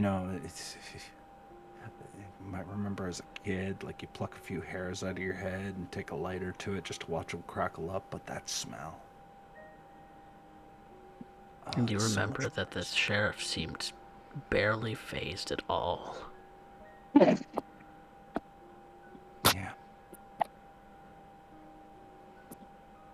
Yeah. That son of a bitch. And now I gotta end up dancing. If there's any god out there, the least he can do is give me enough information to throw Gavin at somebody dangerous enough to get him killed. Such a person exists in this city. Sorry, I was trying to make that more of an internal thought. I apologize. I No, didn't it's okay. realize. No, it's okay. I wasn't being clear enough. I was because I think that's definitely. Got the first part and the smell and everything with Belle. I got that. I do apologize. I thought that last part was external. No, this is. At this point, unless you're gonna end up being able to end up attracting more business at the bar, I gotta end up going to deal with that. And you know what? At this point, I'm getting sick and tired of the hotel. I had a life before all this happened. I was pretending to have a life afterwards. And now I would just like to get back to that for a few nights. Instead of going to a motel, which I know nothing about, and just trying to end up spending some time there. Don't get me wrong, the decor is beautiful. I absolutely love that pattern on the rugs in the main halls. I can look at that all day, but I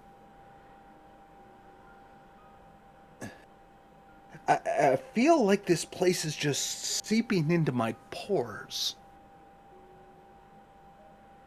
Like everything about it, the hotel, Elysium, Flowwood, it's just seeping in, and I can't get it out, no matter how much I scrub it down. And I am trying so hard to play along with everybody, and you know what? That's fine. You got your sister to take care of. I get that. She rubs that old bite wound. You do what you need to get yourself back as close to 100 as you can. I'm gonna start sniffing around. See what I can dig up myself. And if I happen to burn a few buildings along the way, so be it. If you need anything, call me.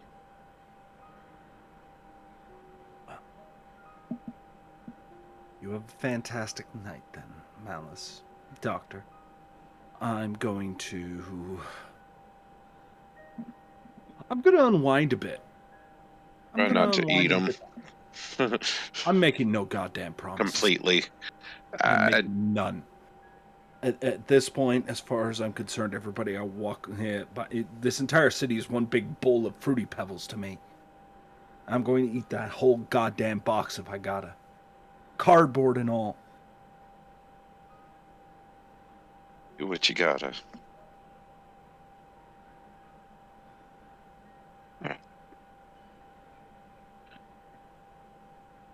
And I believe that is where we are going to take a quick break, everyone. Don't go anywhere. We will be right back with more War in the Soul City.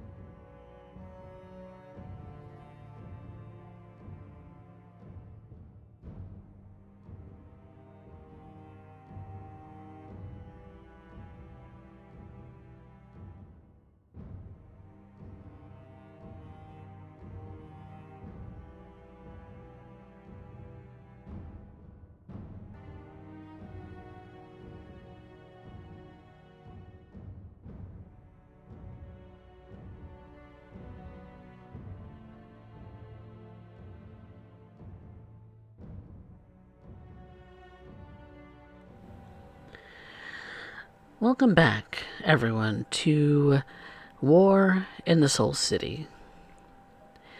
We come back to Rodney and Virgil, who have made their way up from the Warrens through the tunnels of the Nosferatu, navigating their way out, and the two of them going up topside for a moment, but then back down through Rodney's tunnels to the Dolphin Hotel, where the coterie makes rest, and has a general meeting spot, of course, in a probably more open and above the bunker area where they sleep. But Rodney has been briefly going over some of the details of the domain and what he intends for young Virgil to help him with. So, Rodney, give us an idea of what it is that you have been relaying to our new Nosferatu friend. Rodney has an old map of the city laid out. It's kind of really worn around the edges and kind of looks like it's been pulled out of a trash can. And he's showing Virgil where the borders of their domain is on this, showing him where not to touch, and basically laying out a lot of the old routes that Liv used to take. Just getting Virgil acquainted with what they're doing.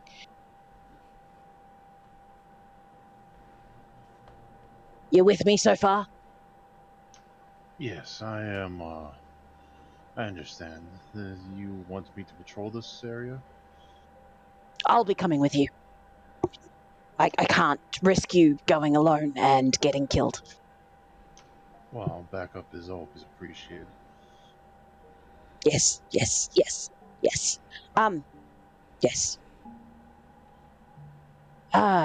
Do you have any questions?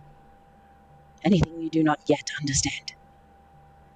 No, it seems pretty straightforward. And you remember the path here and the path back? Yes, it's, I know some of the tunnels, the new ones that you showed me tonight. It shouldn't be too hard to find my way back. Those tunnels are mine specifically. Keep that in mind. That is not for common use for just anybody. I understand.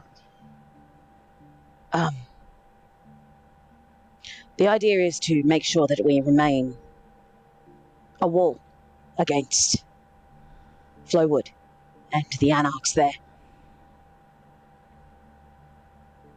Okay. Good.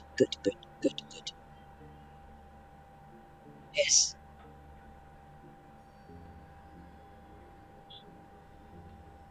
Virgil's going to look over at Atlas, who probably has one of the homunculus in his mouth. Put that down. You don't know where it's been. Those things are disgusting. Yes, if you could not disturb those. Those belong to one of my coterie mates. He's not particularly fond of us playing with those things, and it may be a problem when he gets back. And Atlas, at the command, does exactly as what you say as you said it. So he's a very obedient dog. He's very docile, unless he gets riled up, of course. Rodney kind of moves over to it and he gingerly picks it up by like the tip of one of its legs, touching as little of it as he possibly can, and like moves it out of the way and just drops it. It is dormant. It is stiff. It It is still freaks him out. a dead thing. It's weird. And it's very obvious that he thinks it's very strange and he doesn't like it. He treats it the way a Toreador would treat a piece of trash. Like, Ugh. Yes, that face. And Atlas just comes to sit next to your legs, Virgil, and just kind of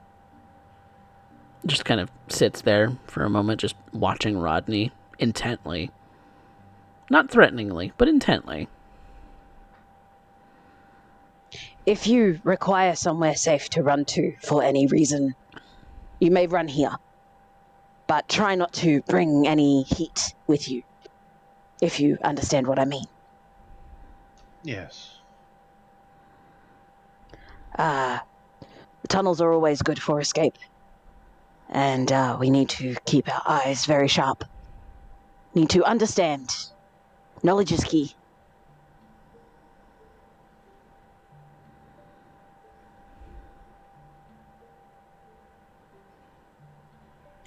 How much has your sire actually taught you about gathering information and your abilities and the like?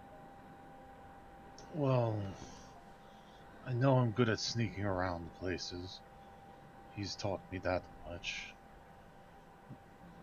Unseen. Unseen is good, especially for our Yes. kind. He hasn't really shown me how to develop a network. I've had other teachers that I can help get information with, but he's he is a trying sire. He, as much as he wants to teach me, he doesn't want to, I think. Every sire has their own reasons. And I'm sure he did not turn you to one of ours without reason. No one takes on that responsibility for nothing. Remember, his head is as much on the line as yours is. Everything that you do affects him.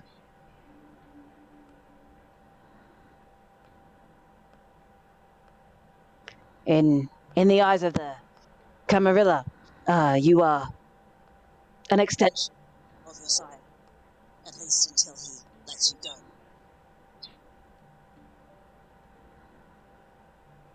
And even then, we can still affect the reputations of our sires.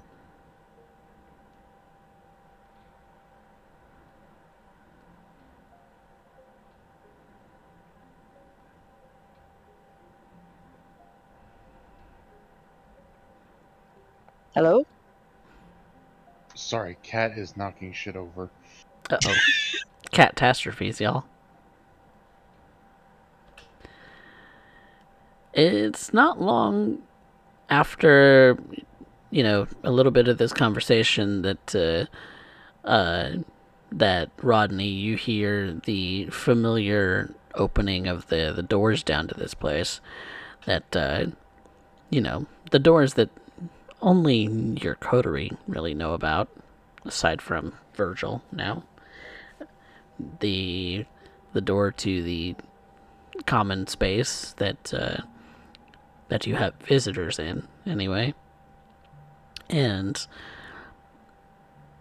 it's a Malice. You see Rodney, the very familiar face, but you also see a second individual, someone that you've not seen before. They would notice before they hear any of that, the things they thought were dead and lifeless coming back. Yeah, they start Moving moving around. again. Oh God, Oh, that'll be those Malice. are disgusting.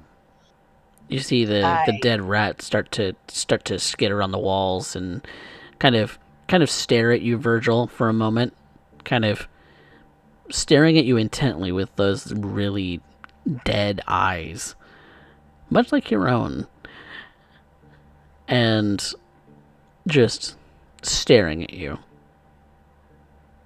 I agree that they are off-putting. That would be malice. How do you deal with this? You just do. You learn to. Just wait till you meet Dana. Oh, wonderful. It gets better. Oh, she's lovely to look at. Not so lovely to talk to. Ah, That is certainly a rose with thorns.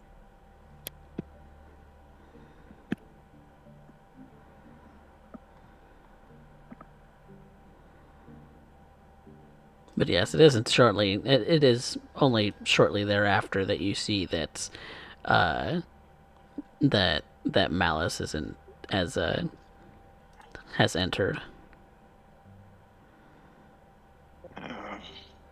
Evening. I good see evening. your adventures have bore fruit, Rodney. Who is your new friend? This is the young Virgil. He is on loan, if you will. He is very young, and his sire was hesitant to leave him in my care. Not surprising. Would you be willing to leave any of your children in our care? Yes, Hmm. Interesting. And don't read into it. Virgil, who is your friend there? Ah, this is Atlas. And you see that Atlas just kind of stares at you, Malice, for a moment. Malice opens his bag and brings out the homunculi, and these are not toys for your little friend to be chewing upon. I've already scolded him. He will never do it again. Uh, and Malice will introduce the homunculi to the both of them.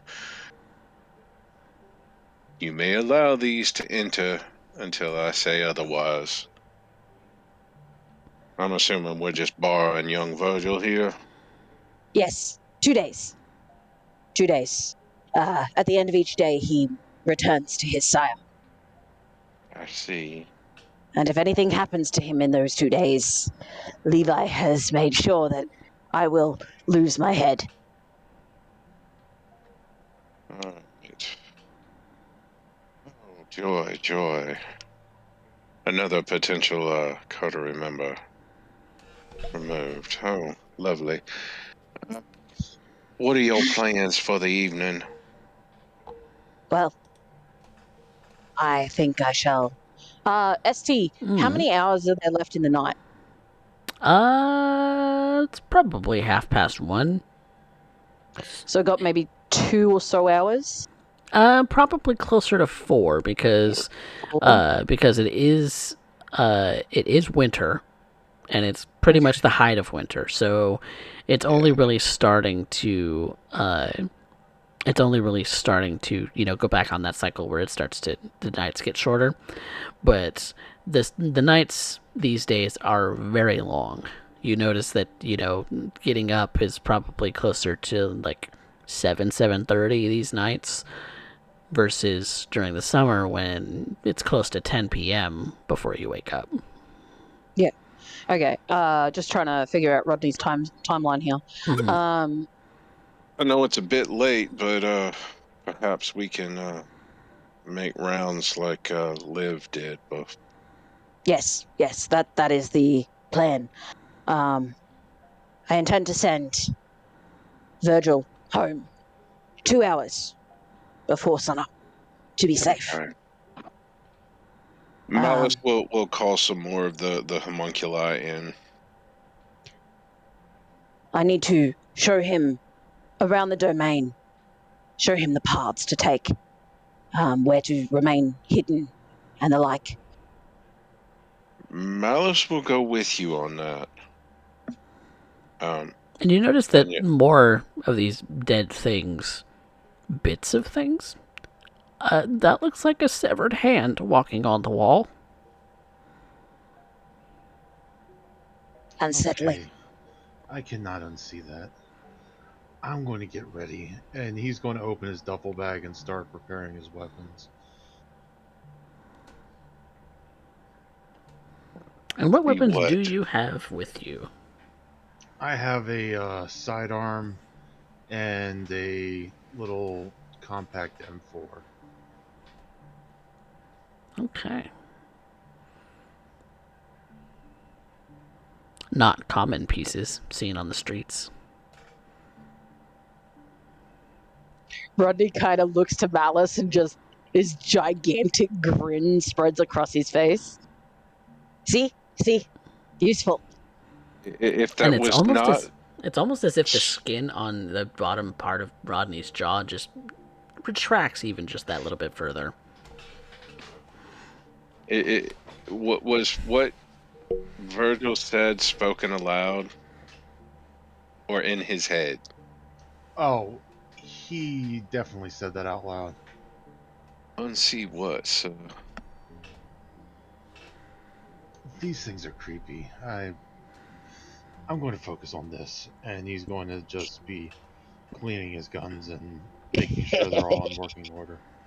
Malice will take the one in his bag that looks like it's a bit of some kind of animal you can't identify with a bit of human kind of all stuck together and said, "Here, this one's for you." Oh, Malice, that is disgusting. It kind of has this look of like there's no head to speak of. It is half of what looks like roadkill, maybe a cat, and the other half is a collection of fingers, and it kind of moves like a spider. I'm not even Okay. sure I really want to know how you make these things. If that comes any Te- closer to me, I'm shooting it. I could teach you, but then I'd have to kill you. I'll take your word for that. I think one death list is enough for the night. Oh, as if I didn't, they'd kill me if they ever found out.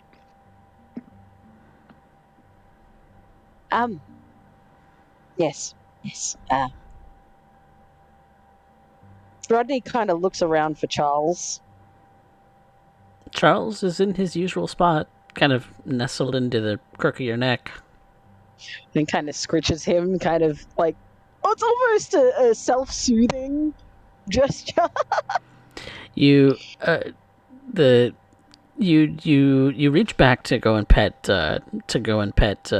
Charles out of kind of a habit, where because he's usually there, but he seems a little bristly. He has not taken his eyes off of Atlas once,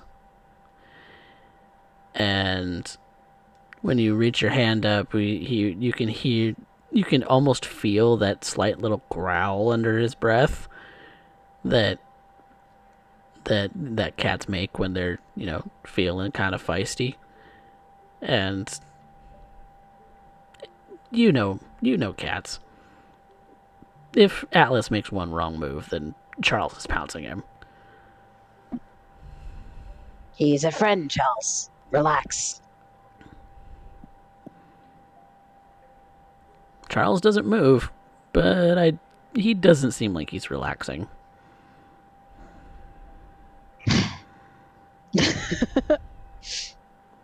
Other than the images in the room from the homunculi that are here now, am I getting anything from the others spread out through the tunnels?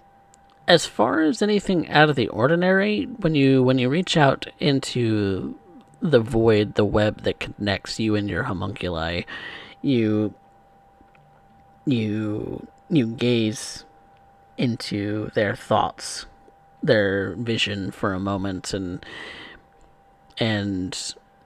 what they see currently, remember? Question mark.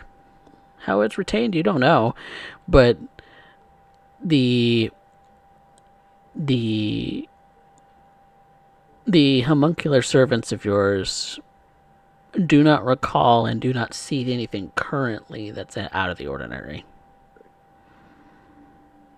Then the four that are going to be coming with me as we do our patrol, the others are going to be told to make their patrols underground as well through the area. Okay. So you reach out and you tug on that web of oblivion, the strings that connect you to your puppets, and they do as exactly as you command, without a word being uttered. Malice, where is Dana? Dana has seen that she needs to be fed and take care of things at the armory this evening. She will Right, be back later, I assume, hopefully before sunrise. right. How did things go? As best they could be. And Malice is going to take very careful care in what words he chooses because the new person here, he doesn't know so well and is unsure of where he stands with him. And outside of as best as they could, will save anything else for later. Very well. Shall we go? Indeed. As they're leaving, Rodney is going to obfuscate Okay. into Unseen passage. unseen passage. Yeah. Okay. Are we going through the tunnels or are we going on the street? Rodney will be. Through the tunnels? Yeah.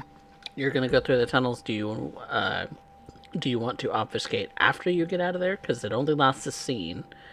Yeah. After we get out of there. When we You get want to start out, walking the Malice streets. will pop Oblivion Sight. Okay. You're going to see Virgil put the hood of his a hoodie up that's underneath his jacket, and he's going to pull a simple white mask out. Looks like almost like a tragedy mask, and put that over his face. Malice will pull up the mask he has from around his neck and pull his hoodie over as well. Rodney pulls his up as well, even in his obfuscate. Um, and he makes sure to stick very, very close to Virgil. If you saw the homunculi as we were leaving, as we're walking along, you no longer do. They hide surprisingly well for things of their nature. Can't say that I'll miss them. Oh, but you will. But not in the way I think you intended that.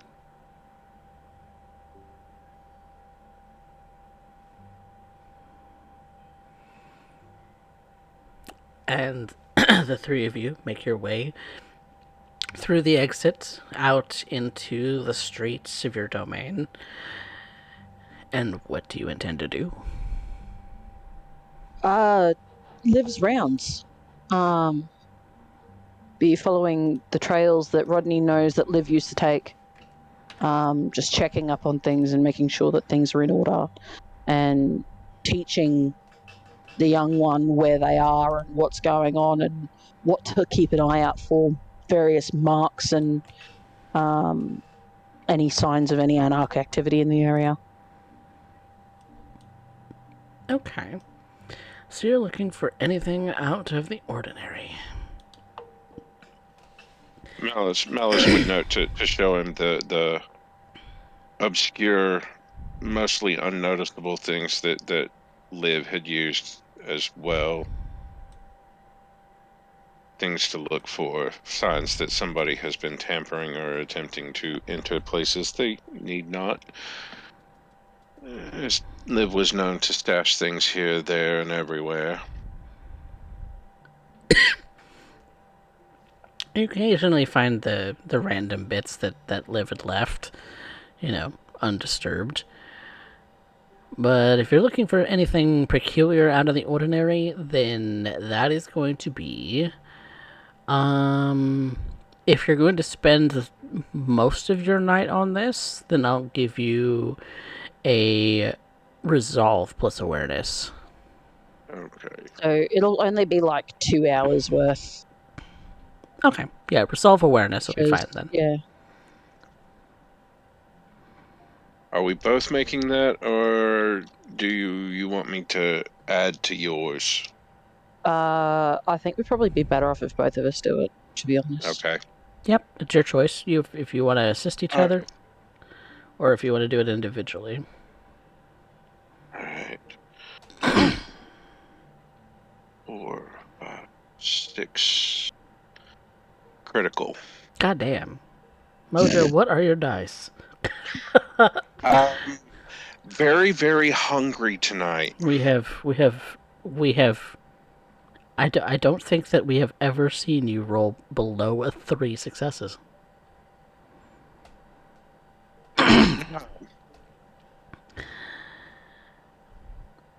Rodney, going through the streets, you remain cloaked with your mask up just in case, something were to go awry. You make the rounds that you suspect that Liv would have regularly made as far as walking the domain.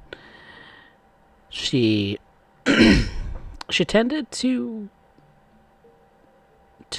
walk and drive and do a combination of doing lots of different things when it came to her rounds. So exactly the pattern in which she did them, you're not entirely sure. Maybe she changed it up every night, but in the places where you're checking in on things,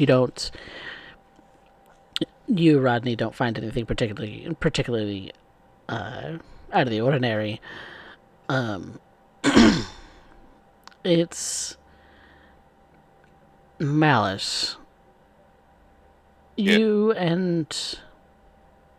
You have your homuncular servants with you. They're awaiting any commands that you might give, and you switch on your Oblivion sight now and again to see that which is not able to be seen. You the darkness of the night doesn't faze you. Oblivion sight, it only gives you dark vision, doesn't it? It gives me dark vision and allows me to see ghosts if they Ghosts. are Okay. not attempting to hide. Right. Okay.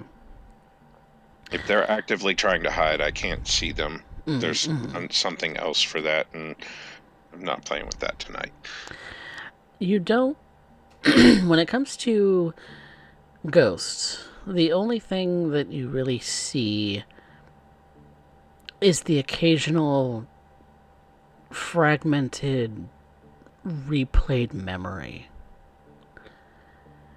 It's long faded. It's not something that you could necessarily interact with because it's almost as if it's on loop and eternally on loop. It's of different violent atrocities that have gone on in these city streets. Gun downs, the various crimes that happen in city streets, assault, things of that sort. Things that would leave a presence on the fabric of reality, kind of bridging the gap between this world and the void. I can also see through any kind of darkness Right. that is created supernaturally. Okay. There is no darkness created supernaturally. You simply are able to see normally Yeah. in this this dark light that is the night sky. You see normally as if it were, a well lit room. There isn't, even with seeing in the dark as you can, it's oddly it's oddly undisturbed. Like you get the normal sense that traffic has been through here, uh like the normal day to day, the normal foot traffic and people presence and all of that sort of thing that usually that you come to suspect about your domain, because you're in a fairly touristy section of the city, which is an odd place where it is, given how far away it is from the airport. But there's still a busy nightlife. It's mostly diners that are open now this late at night, and they have their fair share of people. The residences around the domain are undisturbed. They're business as usual. It's pretty quiet. Seems like a pretty quiet life as far as the Kite are concerned. They have no idea what kind of war wages in this world, the dark world that you find yourself a part of.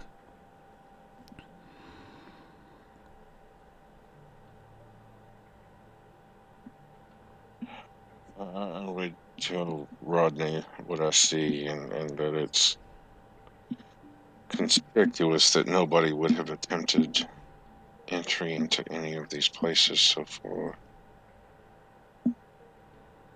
given what we know and what the Anarchs should know at this point.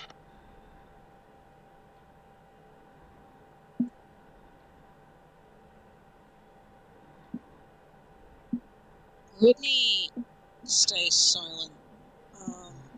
I'm assuming though that Malice should be able to see him. Malice with Oblivion Sight would not be able to see you, no. Oh, But okay. I would know that he's still there. You I would should still be able to hear him. Assume. you can assume that he's still there. He hasn't really made any whispers to break any loud noises to break his obfuscate. If he so chooses, he can choose to whisper to you without breaking his obfuscate. But Malice is just assuming he's still there. He's not. now, Yeah, Virgil, are you obfuscated or no?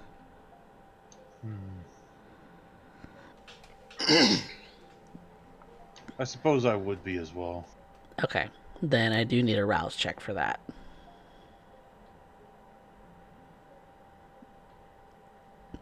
And with that, this entire time, Malice, it appears that you are walking by yourself and talking to thin air. Well, Atlas is with us.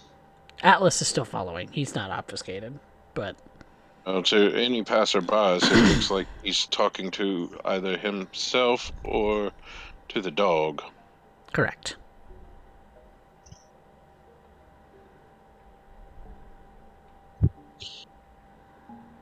Rodney kind of leans into Malice's ear and just whispers really lowly.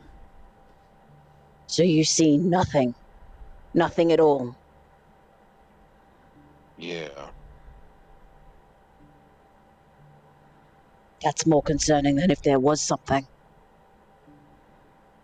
It's as concerning as Liv's. There's nothing to see up here.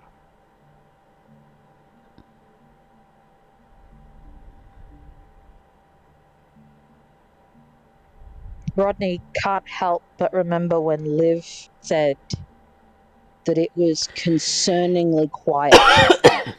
Yes. That's what Malice was referring to.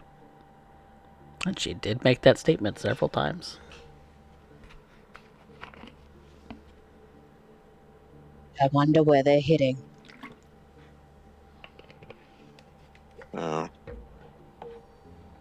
It shouldn't be possible to hide their presence quite like this.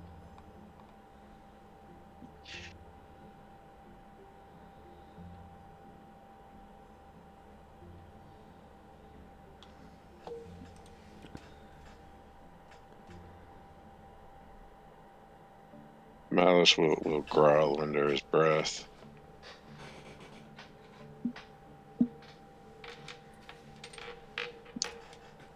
Atlas will almost mimic that.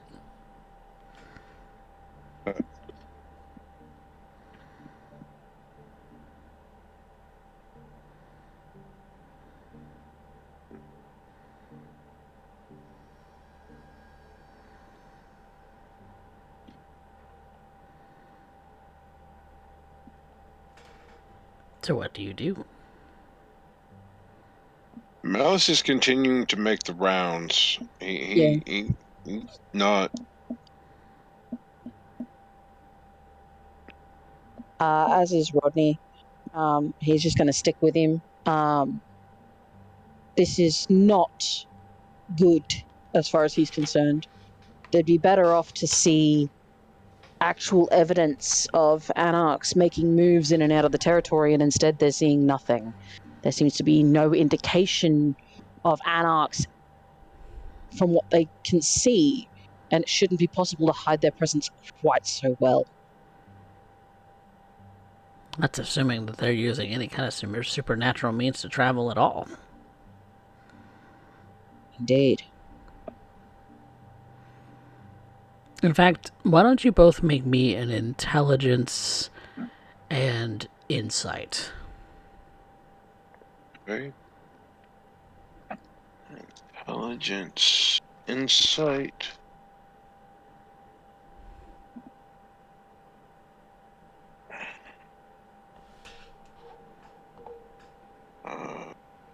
It's 4 critical. Okay. Both of you, and Virgil, if you'd like to, you can as well. Okay. I forget that you're there because I don't have a token yet. I'm sorry. My bad. That's My fault. That's my bad. No, that's not your fault. So Virgil is also on 3. Okay. Rodney and Virgil, you kind of think about it for a moment. You know, nobody's able to keep that quiet for very long. How are they communicating with each other if they're if there's no rumor about it? No, how is nobody hearing anything? How is none of the Nosferatu even getting wind of what it is that they're doing? Because by all circumstances, if anyone who can obfuscate as well as the two of you can, why have they not overheard what kind of plots they're up to? One would think that even patrolling the domain, spotting somebody who's not normally in the neighborhood, that would seem odd, but at the same time, that's something mortal. Mortals are not bound by domain borders like the kindred of the city are. They're free to go about as they please. As we're taking our time in doing this, can I attempt to use premonition to see if there's been any activity kindred or supernatural in this area other than our own? Well, all I was getting was, going to address your crit, Malice. Oh, The you get the same kind of thought as Rodney and Virgil do. You're all kind of thinking along the same train, kind of voicing it out together. But something doesn't add up. They're not communicating. At least, not in any noticeable way. No one's really catching them when they're at their different meeting grounds. How is it that only Dana was able to bring back information that she's seen Tyler and not heard the rumor on the grapevine that even the Nosferatu didn't know that?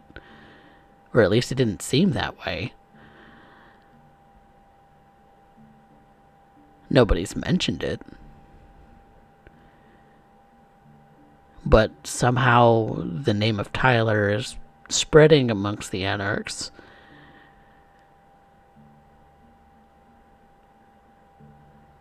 They must be meeting secretly. They must be meeting in places that have not been checked, that are not known. They must be constantly on the move. There's no way that anyone hunkered down wouldn't get picked off. so essentially they're moving like Ravnos, never in the same place for too long. Maybe that's an inspiration in some way to keep the Camarilla off their tracks. You haven't seen Baron Thresh, man who calls himself Baron anyway. You haven't seen the hide nor hair of Joseph since the incident back at the old mall. So, what are they doing? How are they doing? How are they able to be this coordinated and no one hear of it? How are they all of the powerful figures, maintaining what is essentially radio silence and still being able to live, essentially? Is there something in blood sorcery that would allow them essentially communicate the way I do with my servants? That's an intelligence occult. Okay. Let's see how much you know about Tremere magic.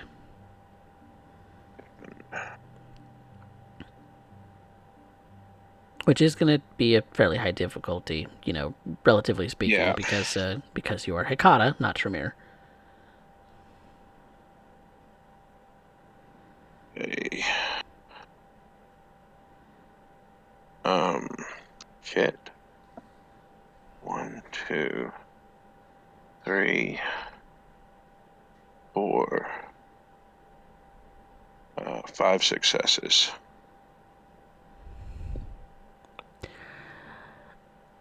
You vaguely recall something about communication as far as Tremere spells are concerned, but what it entails, what it does, how it exactly works, you have no idea.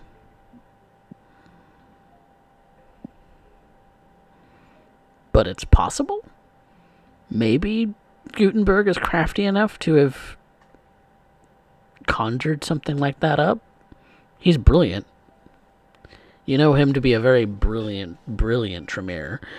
That before he left the Chantry, he was fairly well renowned and fairly well respected amongst the Tremere as as a sort of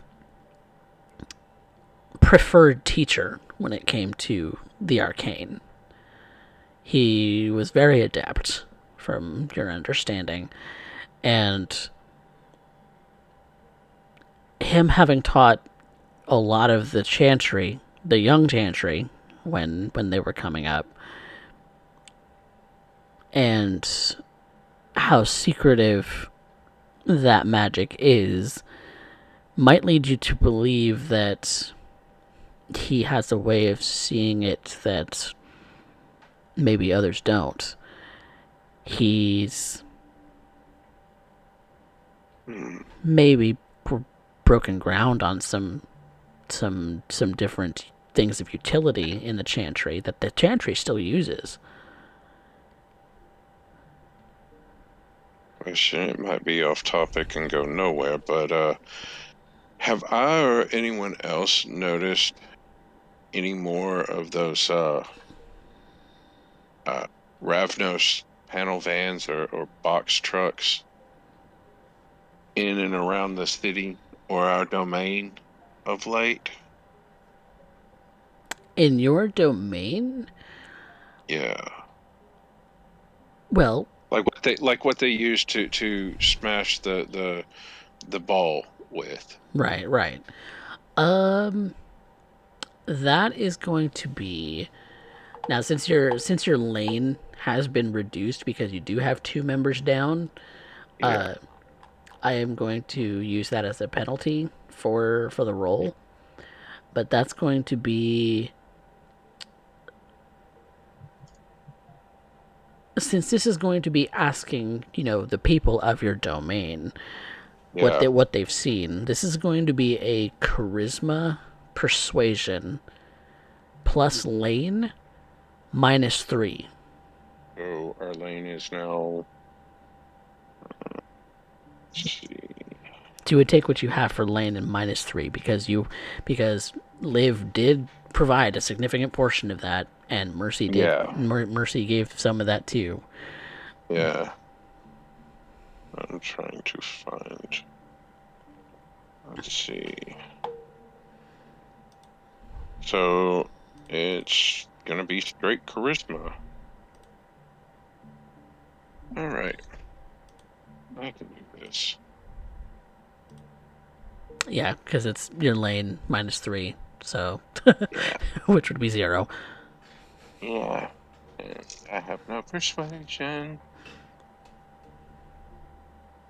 Ooh. That's 5 critical. That's what on a critical? 5. 5. 10, 10, 8. Hot damn, son.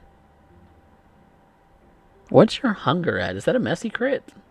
No, it's 1, and the 8 is my hunger die. Oh, okay. Hot damn. So, the specific question that you were asking is if there are more box trucks or similar, like moving vans, that have Yes. been seen throughout the domain. Yeah.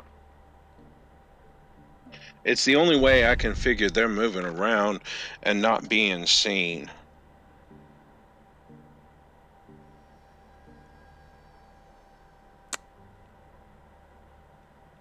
It may be a little higher than normal because given a neighborhood, you might have somebody moving out, once or twice a month as far as the whole city's concerned, and kind of going through the domain a little bit. There is some like moving truck places that aren't open, but do have the occasional checked out truck. But there's nothing to really indicate an abnormally high number, at least in your domain, of box trucks, like moving trucks, like shipping trucks, like anything like that, any higher than normal. Knowing how I communicate with Spencer. Mm-hmm. And what I would need to do for that. Is there any way to look and see if there's anything like that in our domain or anything we've passed in making the rounds that Liv would normally make? That would be based off your awareness rolls, and the awareness rolls that I got from Rodney and from Rodney. Oh, Rodney was the only one who rolled awareness. No, I did too. What did you get on your awareness again? 6 critical. Oh, that's right. Yeah.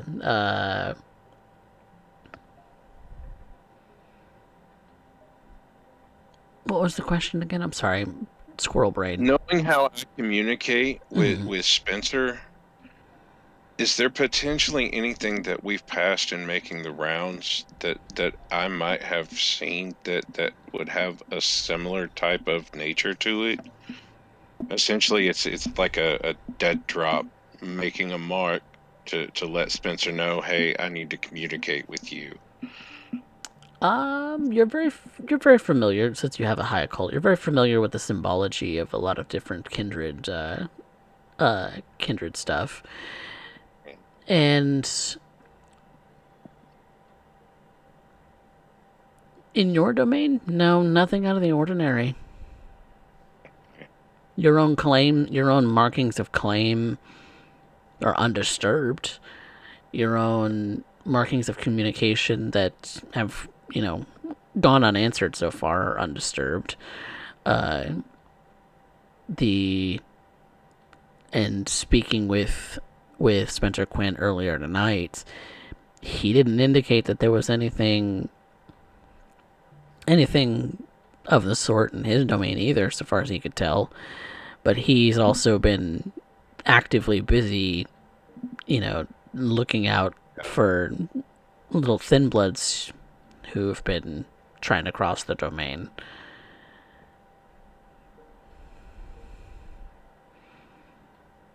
Virgil, I have a thought. Yes, Rodney.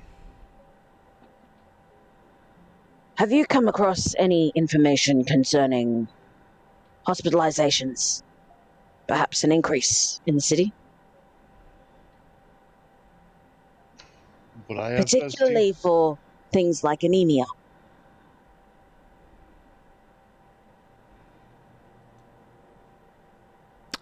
What was the question, Virgil? Would in my hoard of information, newspapers and everything like that, would I have come across anything of the sort?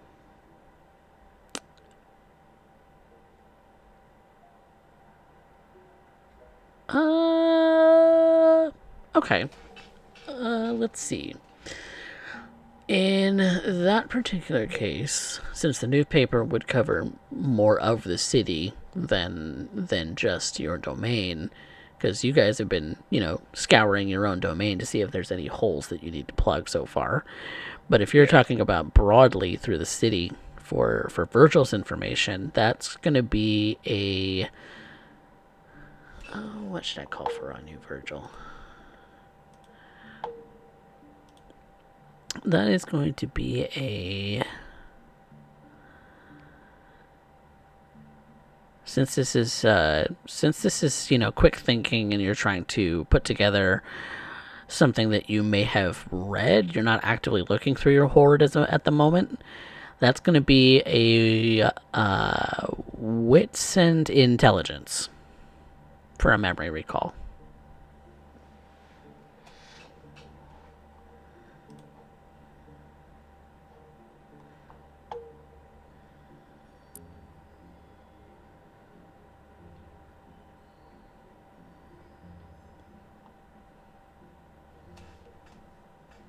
Um,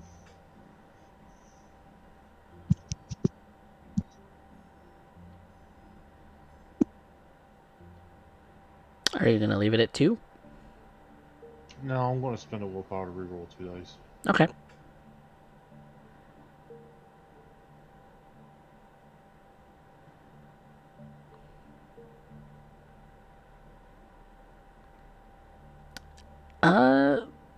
The question has you stirring your mind a little bit. You don't recall anything off the top of your head, but you definitely get the urge to want to go back and look through your things to see if there's something indeed the case, because that might be a good clue. But off the top of your head, you don't recall something specific, but it does sound like a plausible idea.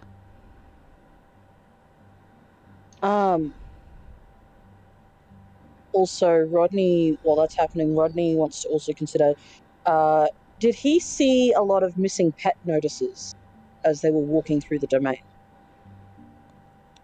Through your own domain? Mm-hmm. Um, Any notices of missing pets or anything like that? Based off of you and Malice's awareness rolls, yes, there have been a number of missing pet notices, which aren't unordinary to speak of, except that along the river, residences that are missing pets, or at least addresses on these posters near the river, those are the notices that you see the most. Yeah. And so, something about the river? Question mark. Did Malice hear Rodney's first question to Virgil? I imagine that if you are asking each other questions, then you're asking each other out loud. Okay. Wanting to make sure. Malice would say that that first question might be more easily answered by Don Mancini than anyone else. Yes, I would like to check my papers and stuff. I will see if I can find anything. If you have a way of doing that as well, it'd be good to come at it from two sides. Yes, yes. I do believe the Don does still owe me a favor.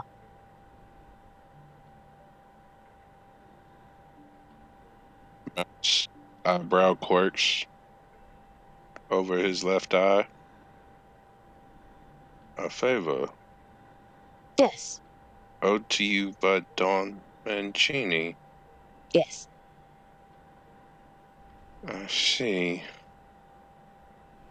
Then perhaps our next course of action will be to allow young Virgil here to go catch up on his paperwork, and you and I go have a chat with Don Mangini.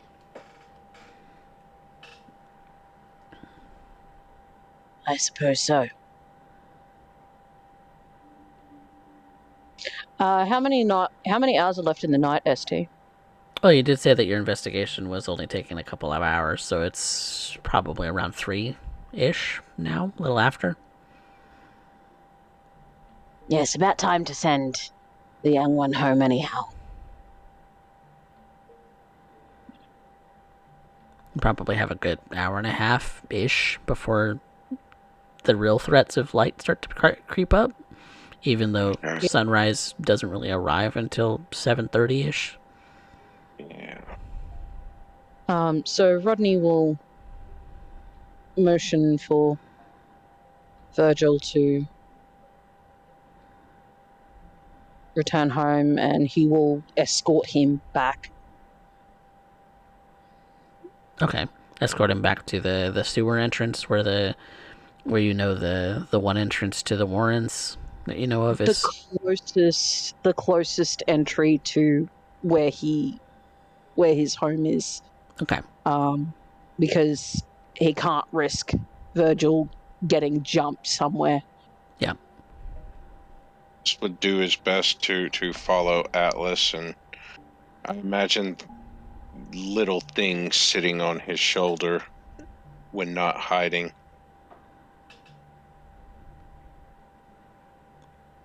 So wait, you're planting what on who? No, I'm not planting anything on anyone. I imagine thing the single severed hand Oh, yes. crawling up and sitting on Malice's shoulder when he's not actively trying to hide. Oh, okay. Yeah, the thing. Yep. Yeah. I forget that that's a reference. As well as the others that are crawling through the tunnels and have not given me any information, so Yeah, there's not a whole lot that they've been able to give you. It's fairly ordinary in your domain, as far as you can tell. conspicuously so. Aside from, missing animals. As we're walking back, Malice will say, I might need to take a walk across the river. What for? Check things. See if there's any more of those, well, not just the missing animals. Maybe there's missing persons. Rodney actually didn't say anything about that. He's kept quiet on that. That was just him processing that. Okay. But Malice, you would have noticed missing animal posters because you did score a 6 critical on your awareness through the domain. Like I said, the missing animals are how the addresses seem to be near the other side of the river. Perhaps there are missing persons as well. Isn't the other side of the river Flowwood? Yes, And then this Yes. side of the river is our domain. correct. Yes. Are the missing animals on our side of the river? Based on the notices, it's on both sides. It's all along the river. Rodney Both. he would kind of drop his obfuscate once they've returned Virgil back. Look, I believe that the Anarch kindred have been feeding mostly from animals. And I don't believe any of our kin in our domain feed from animals. So missing animals is an indication that they're feeding, at least along the riverbank. Yes. Yeah, I'm aware. I'm also thinking there may be some missing persons on the other side of the river that aren't necessarily making notice across this to our side. Well, making note of It's just Kenny's way of feeding and the regular deaths that occur from that. He was not well trained. no, not at all. That may be a common occurrence. Like I said, there may be notices that aren't making their way across the river that I might have potential to find. It's just a thought that there's an abnormal number of animals missing along the river, and well, alligators are known to eat practically anything that gets near them. We can't chalk all the missing animals up to alligators. No, absolutely not. Uh, I will let's make also our way speak. to my car. I will also have to speak with my cats, see if they've heard anything. Uh, and Malice will drive himself and Rodney to the hospital All to right. see if they can have a conversation with Don Mangini. Well, we can always pick up there at another time, but I think we should check in, at least briefly, with our good friend Dana. Dana, you have arrived at the armory, and the usual people are there. Your staff, your good friend Persian is strumming along solo, it seems, tonight on her guitar, playing something a little bit more mellow. Since she doesn't have her whole band with her tonight, she's maybe giving her voice a little bit more of a rest. In that her usual take is fairly heavy into the rock scene, but she's maybe putting a little bit more of a soft tone to it this time around. Ted, as usual, is manning the bar, tending to drinks. When Persian takes a break, occasionally putting a coin into the jukebox so that something can actually play. That sort of a thing. And your usuals, your regulars, are here tonight. It's a fairly busy night. I'm grateful for it, really. At this point, I'm looking over and trying to end up finding out those who are, well, somebody that looks like they had a bit of too much to drink at this point. Always the lonely lovebird trying to end up fitting in the scene. Well, maybe we can do something for each other. Really, I'm just hungry. I am wounded. I am tired. I just want things to go back to normal. And I still gotta talk to Persian. I'm not doing that on an empty stomach. Alright. I gotta inform Ted that his barback has bailed on us, and God, if Kenny ever shows back, what's Ted gonna do to him? Well, guess we can help. Alright. Some of those thoughts you are thinking yourself. But you probably would do similar things.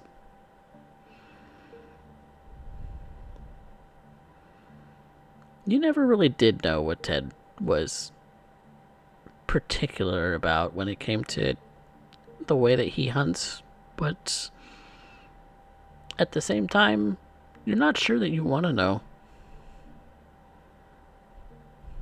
I think that's usually the big warning that I have for myself.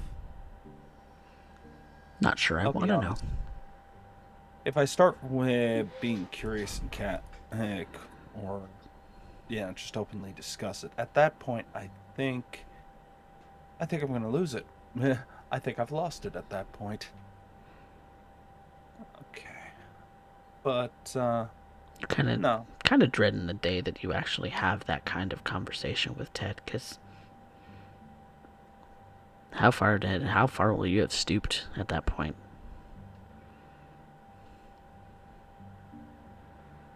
But I am going to begin and try persuade somebody to come into the back with me. Maybe for a little bit of a chat, a little bit of a talk, maybe a regular or something along those lines, but I'm just so hungry at this point. Nice part about having the business, though, I can pull anybody into my office, lock the door, and as far as everybody else is concerned, it's a little bit of fun time. But let them talk. That's perfectly fine with me. Get them good and drunk. That is all the cover I need. I can sleep off the anemia with the hangover. That and I need a drink of alcohol, and this is about the best way to get it. It's the closest thing, yeah. So, I'm going to call for a manipulation persuasion in that particular case. Or actually... no, not charisma. It would be manipulation, because it is kind of a seducing with ill intent. Okay. Ill intent, we say. Hey. Subculture, so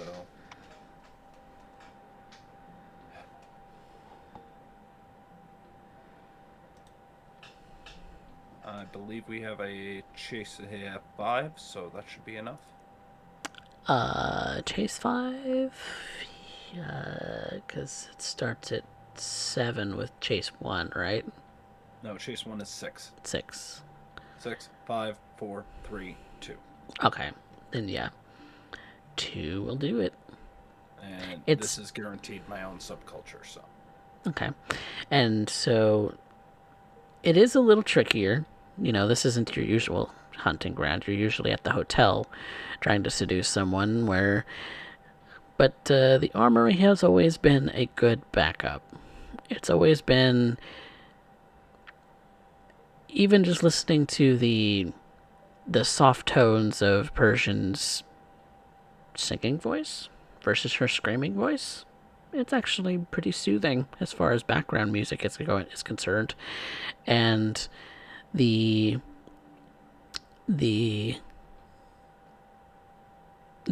gentleman that you pull into the back room is more than happy to indulge you in whatever things that you like. He's in a little bit less of a state to say no. He's very indulgent right now, and so you bite into his neck as you're doing the deed. And how much do you take? I'm only taking 2. All I'm right. not putting any risk, and I am certainly not. Well, Certainly don't he's want not to gonna endanger remember your this. regulars. No, certainly not.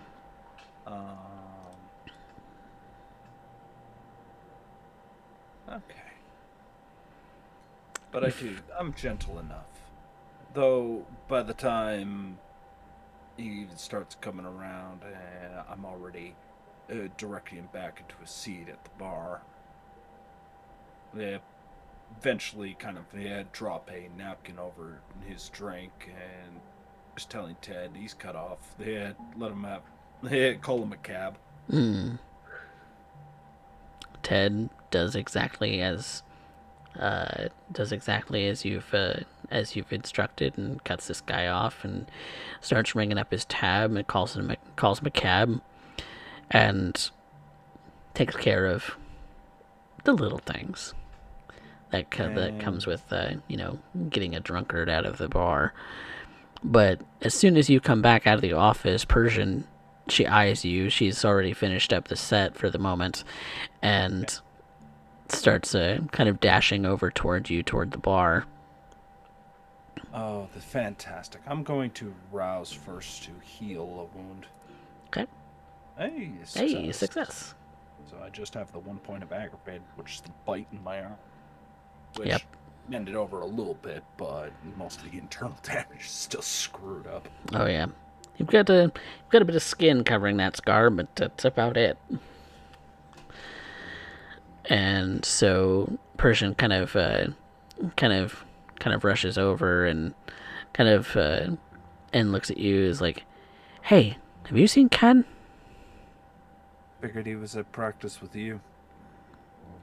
He's not been here all night. Oh, I figured he was ducking my calls since I've been trying to get him to fill in shifts. Oh my god. Again?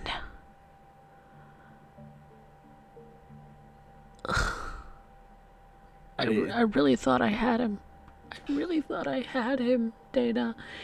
He was so good. Like,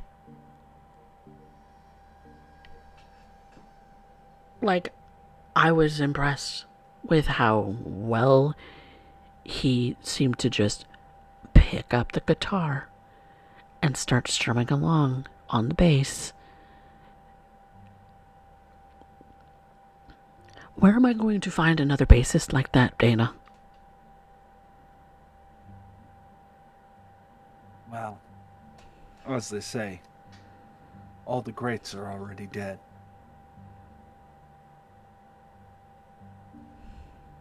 What's that supposed to mean?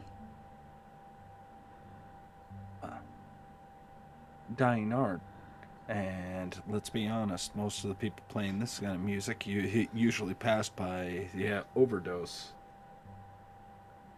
And let's not forget stuff like Dimebag Darrell and... Well, that's... Look, it was like magic. It was like he transformed this place into a whole nother world.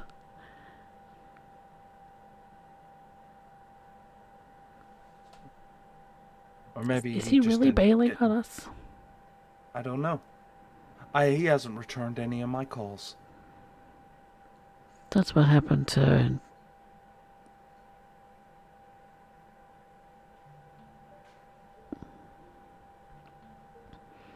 Well, you know.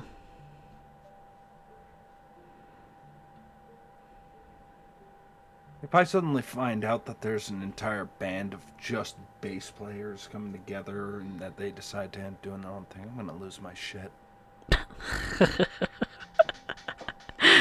Why? Because they're not spreading the love? Hey. How much talent has gone on that stage already? How much have we ended up watching time and time again? People come up, maybe get signed on, or who knows? And I still remember them selling T-shirts.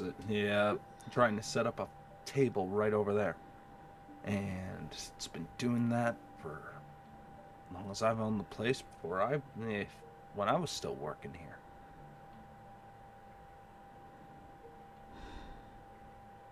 I'll be honest, Persian. I am just between the paperwork and having to get the lines cleared next week. I get it. There's a lot on your mind. I'm worried. I haven't heard from either of them.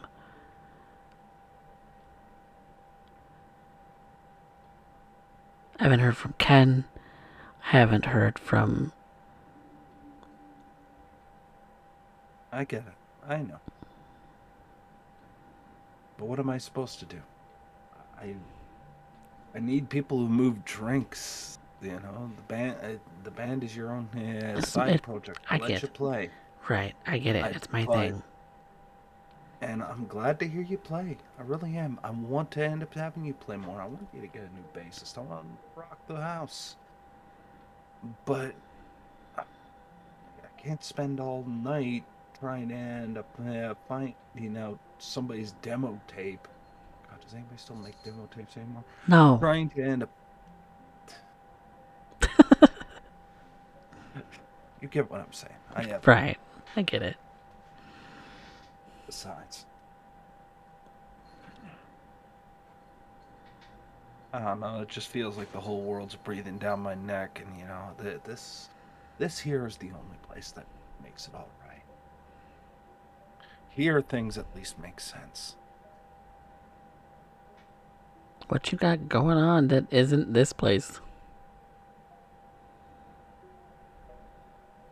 Too much. Everybody says that. Like, I mean it. Like, what you got going on? A few friends that I had ended up talking with, you know, ended up thinking about getting into the hotel business, and we're trying to end up figuring out how the down payment's going to end up working, which is going to be literally in the millions. And I'm going, how the hell am I supposed to do that? And my biggest worry is that they say, well, you might be able to give up the armory. Give up the armory? You love this place. Yeah. There's no way. There's no way that I'd let you give up on this place. I don't want to give up on this place. But at this point, my head's just lost in the whirlwind, and I hate to say it, but I actually end up just doing paperwork and complaining that somebody didn't fill in the numbers right. Or chewing somebody out because they end up deciding to end up fudging the numbers or sneaking a shot of whiskey behind the back. I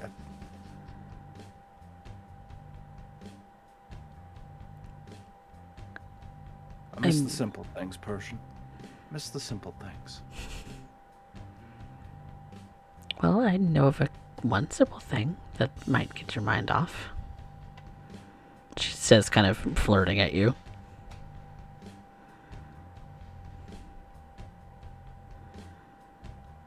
She smiles a bit. Yeah. Unfortunately, it all ends up going downhill, but she thinks about it.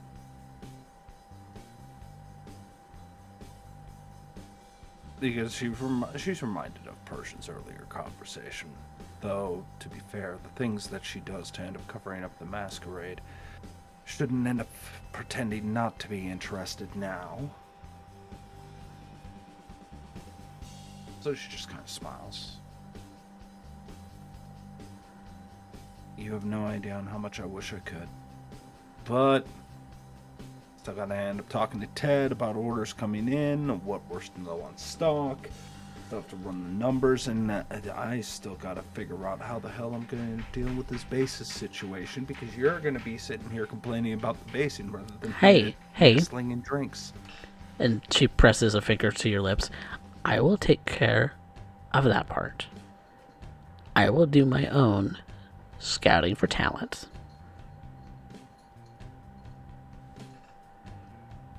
You don't worry your pretty little head about it. Dana sniffs a bit. She can smell Persian's blood. She's just... It's like poking a bear trap right now. She's trying so hard not to spring, even though she still has something there. There is still that thought. It's a very small thought, but it's there. Oh, how you wish that you can indulge in that right now. What's stopping you? That tiny little voice in the back of your mind.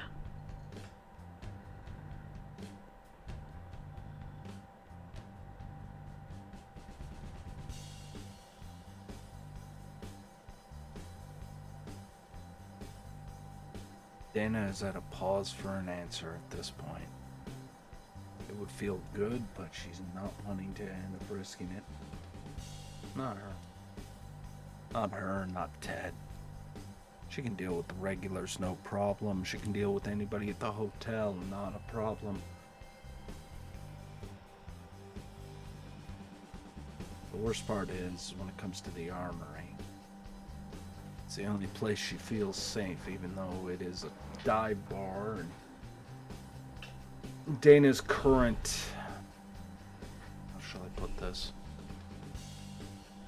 Well, let's be blunt about it. Her desires as a toreador don't exactly jive well with the dive bar aesthetics of the armory.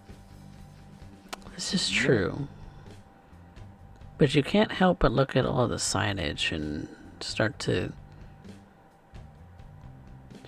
think about how most of them, the letters are perfect. The way that the neon signs hum is like music to your ears. So while most of this place doesn't feel welcoming to your toreador nature, there are still some elements that you enjoy. So it's almost as if there's enough here that makes it just tolerable. Tolerable in a good way.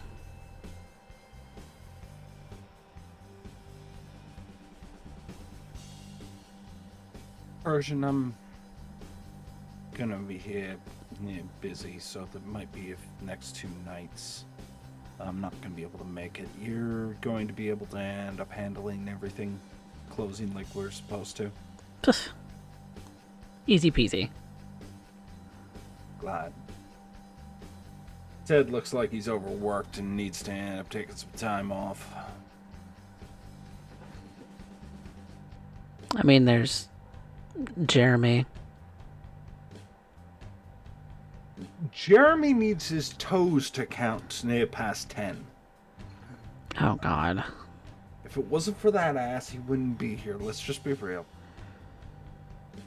Oh, he And then does she have a looks at nice Jeremy ass, at the though. other end of the bar, like, yeah, I said it. And Persian is definitely looking in that direction, too. She's like, yeah, you're not wrong. And Jeremy at the other end of the bar just kind of looks like he's flaunting it a little bit. Like he's not sure whether or not to take it as a compliment or as a dig. But he embraces it anyway. That wiggle, though. He tries to end up pulling herself away, though. She's not sure if that's her or the Toreador in her. Sometimes it gets muddy. Don't stare too long. You're the boss and don't need accusations. She tells herself in her own head as she kind of just shakes it off. Anyway, Persian, I gotta end up getting back to it. Paperwork and all. I'm gonna end up keeping an eye out, and if there's anything else I can end up doing for you, by all means, if Ted gets in touch with you, please tell me he did, and so I can strangle him myself. I need this shit of him leaving me high and dry. Who, Ted? Ted's here. Ken. Oh, Ken. Yeah, I know. Sorry, I can't. I understand why you're upset, Persian. I really do. I really do. And I understand why you're stressed out, so stop stressing out. If I don't, this place goes down. Part of running the ship. And you said that I'd be closing, so who's the boss now? She kind of gives you just this cheeky grin. Yeah. Don't forget who signs the paychecks at the end. I get it. All right. But if you need a break, you can count on me. I know, Persian. I know. And Ted. And sometimes Jeremy. They both, I imagine, kind of look at Jeremy and then look back, then back to Jeremy. Just this in unison bit. Yeah. Okay. She stands up. I need to end talking with Ted for a bit. Would you be able to cover for him? Yeah. Got the jukebox going anyway. Ted, out back.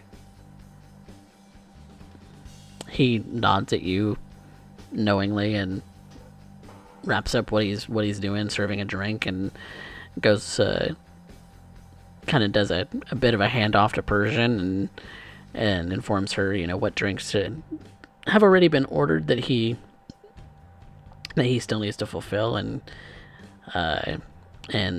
then once he's kind of informed her what's going on, joins you in the back office.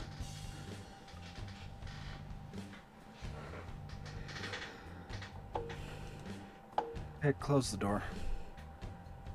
He closes the door and locks it behind you. Dana kind of sits.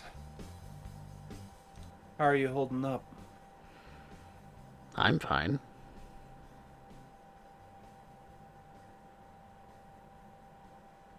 What about you? I'm a goddamn wreck. Based on your conversation with Persian, which I overheard, you're stressed out. That's not to say the least of it. Have you come to lay bare that which ails you? No. Besides, let's be honest, neither one of us is a priest. Yeah. What If I I was was a priest, more I'd be a asking... shitty priest. Fair. No, I was wondering, you know anything about Kenny? Ken Tanaka? Yeah. Haven't heard from him. That's what I thought. Figured I ask. Anybody else come in recently that I should know about? Anyone else who gives you the vibe?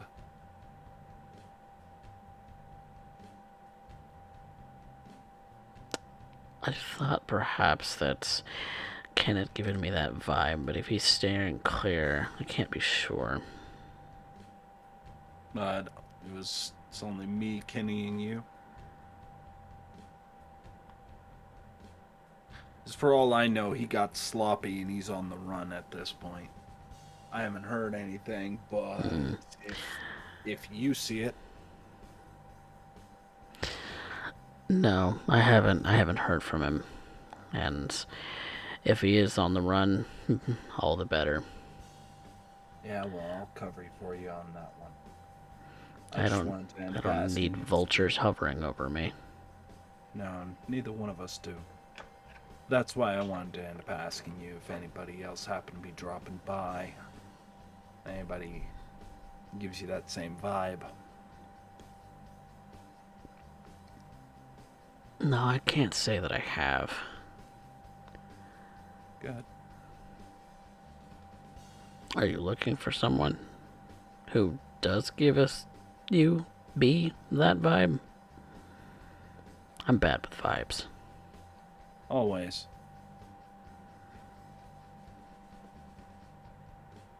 I like to be guarded. I don't like loose ends. I like to know how everything's arranged. It's kind of like what would it be? Almost like a flower bouquet, you know?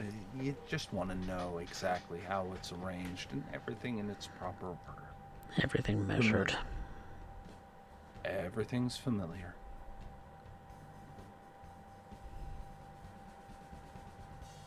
I figured I'd ask you because I've been getting that vibes from a few different people. It's happening more frequently. Figure I'd see if you knew anything. If you felt anything. Or if you heard anything. Well, since you walked in on me the other night, I have been keeping my head down. Wow. So I haven't really been paying that much attention, if I'm going to be honest. That's quite alright.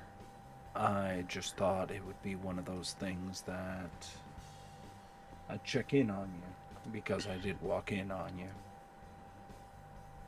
And more importantly, I wanted to make sure it was all covered. I know what I'm doing. I have no doubt about that, but nevertheless, it doesn't hurt to ask.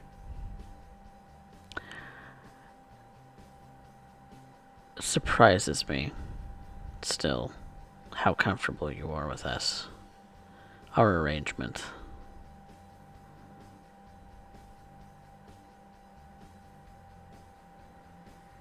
I am full of surprise. I make it a point to be. Besides,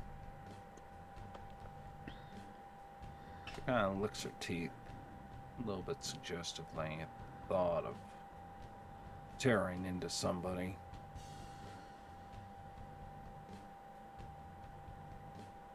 It's a thrill, isn't it? Ever since I've met you, I've just wanted to indulge in that thrill.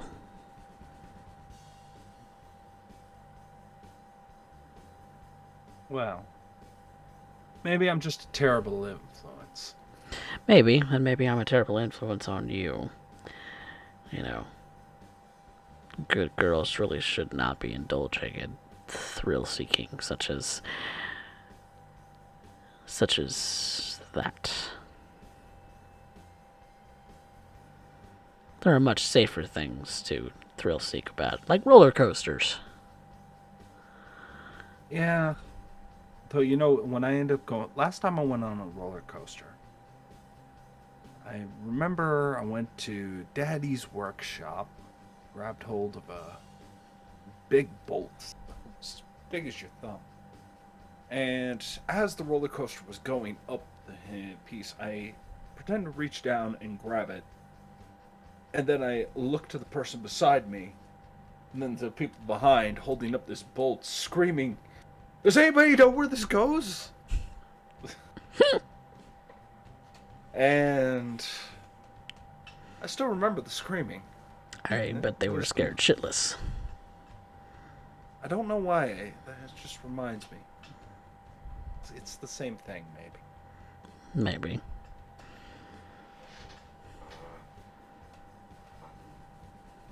Is But that if what does it anything for you? does- The screaming?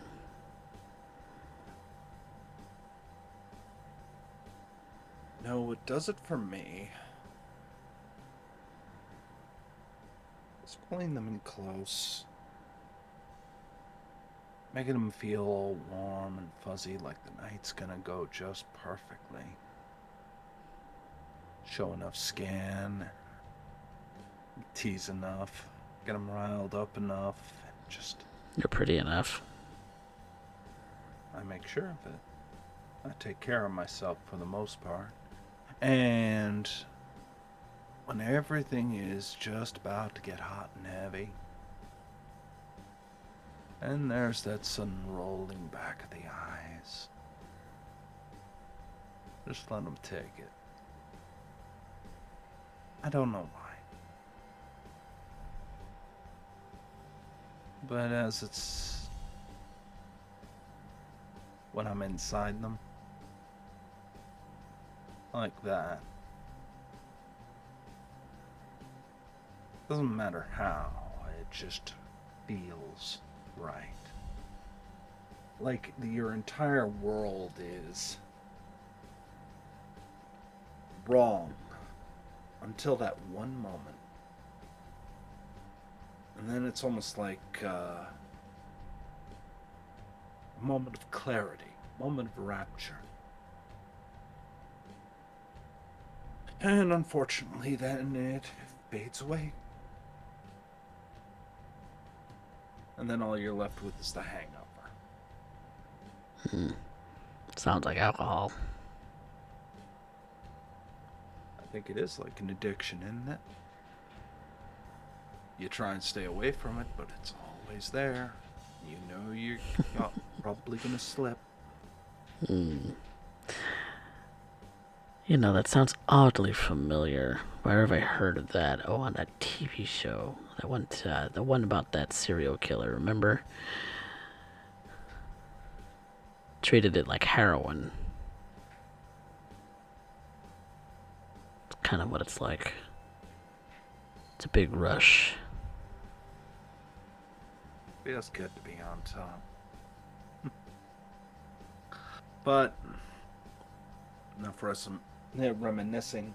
Yes, I'm sure we have other business to do. I thought I would just ask you about Kenny. See if you had seen anything odd, get updated, and figure out where to go from here. You know, I wouldn't be surprised if I scared him away.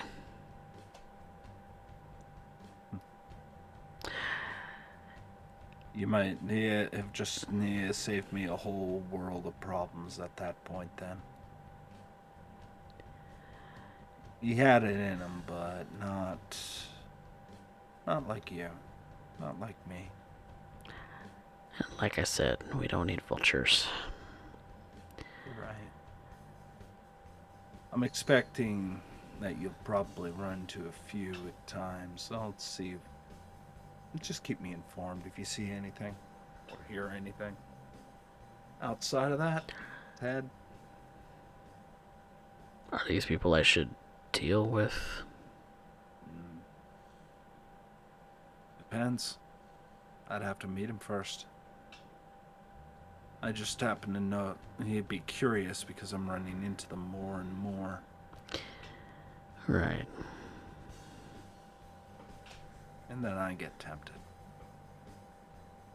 Now it shouldn't tempt your pretty little head. You've got to be the virtuous one out of the two of us, remember? Oh, honey, if I'm virtuous, this world is fucked. And I believe that is where we're going to end the session for tonight. And we will pick up with episode 21 with Dana reconvening with her coterie towards the end of the night, and Rodney and Malice taking a quick trip to go and see Don Mangini of the Gata. But for now, we will say goodnight to our coterie, the Dig Crew, as we have gone on quite long enough. Thank you to everybody who came out to watch. I appreciate you all being here. Again, I want to thank Tabletop Titties for coming in with the raid earlier tonight. That's wonderful of you. And the follows and the subscriptions and all of that. I appreciate all of that. So, yeah. So, thank you guys for stopping by. We appreciate you. But we're going to conclude the session for tonight. So, what do you guys think? Holy shit. What's the holy shit from? I know, what is the holy shit from? Jeez. It's the first peaceful night that we've had in the last 4 sessions. But it leaves more fucking questions than answers. So many questions. I'm not gonna lie, I just love the hear talking with Ted on occasions. Like, that was amazing. I love him. I love him so much. Ted is awesome. He's a serial killer, but he's got some heart. Like I said, Malice intends to come to the armory sometime before this is all over. Yeah. You'll just have to remind me next week, because that could be where we start. Is that the two of them after seeing Don Mangini can stop by the armory, because I'm sure Dana's still going to be there, and then they can all walk home together. So. Yes. I love that idea. But yeah, I'm actually very surprised. We're sitting pretty at 17 viewers tonight. So thank you all so much for watching. I love that that you guys are enjoying the War in the Soul City. This hellhole of a chronicle, prequel to the San Antonio by Night series that we done. So yeah. Thank you guys for coming by. So, we don't have stains, because there was nothing stain-worthy done tonight. Woohoo. Welcome Virgil, the beautiful Nosferatu, which we're still going to get a token arranged for. I just didn't have it for tonight. It's fine. My fault. Nah, it's okay. It's nobody's fault. But we got Virgil, who is the new Nosferatu baby, who still hasn't really been released from his sire, but, it's wartime. It might be an early release for this little boy. Get out on good behavior. Out on good behavior, exactly. Especially if you can learn some stuff from Rodney. Yeah, exactly. But yeah, I see that Black Wolf has already gotten our poll started for the experience, but we do things very similarly as far as experience goes to the way that Derek does in his Edmonton by Night series, in that everyone who comes to the table gets one for the day. So yay! Participation. Participation awards. But we also have bonus experience that you all can deliberate between each other about who had the best scene, who moved our plot the furthest, and who had the best line. And then, of course, the poll is for the audience, because you guys get to bless one of our players with a bonus experience as well, for arbitrary reasons. Do it, and On purposely arbitrary. on purposely arbitrary. Yes, we do it on purposely arbitrary. So, be as arbitrary as you want. No holds barred. And so, who moved our plot?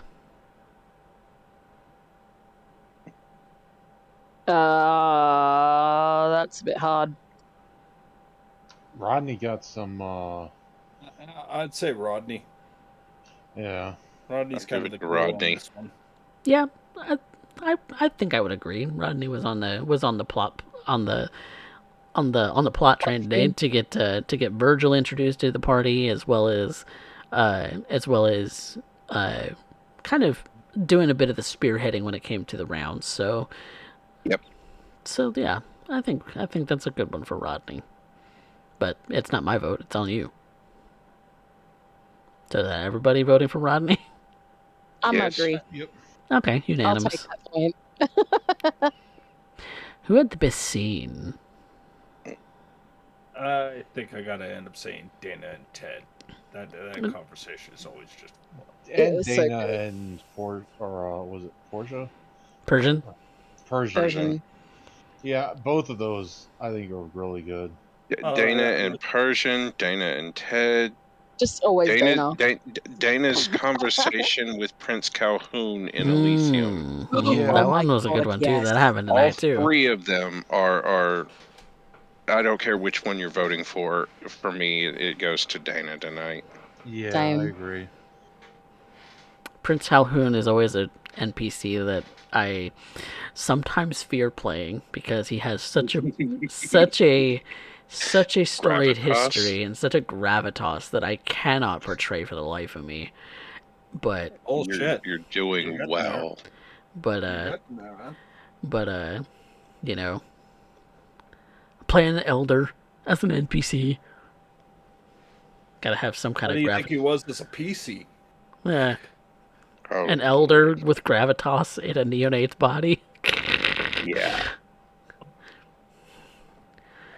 But You set a high watermark there, Derek. you did, and following in your footsteps with the prequel is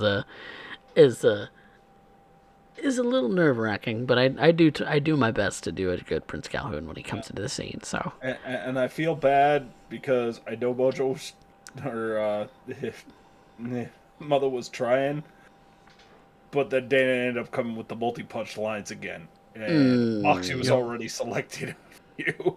It's disgusting. Almost as disgusting as this parking lot. Can we get out of here, please? Yeah, I think the only good one I had was like, yeah, I cannot see that. Or I No, cannot that was good. cannot I unsee cannot that. unsee that.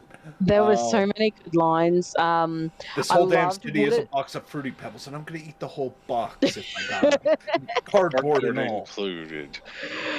I did like the would it be that in a time of peace the Dig Crew would not be iconoclasts. Yeah, I thought that good. was such a hit. Like that was just All the it was greats are kind of already dead. yeah, yes. There were so many good lines. There's some good ones. I mean, there's no like comedic zingers.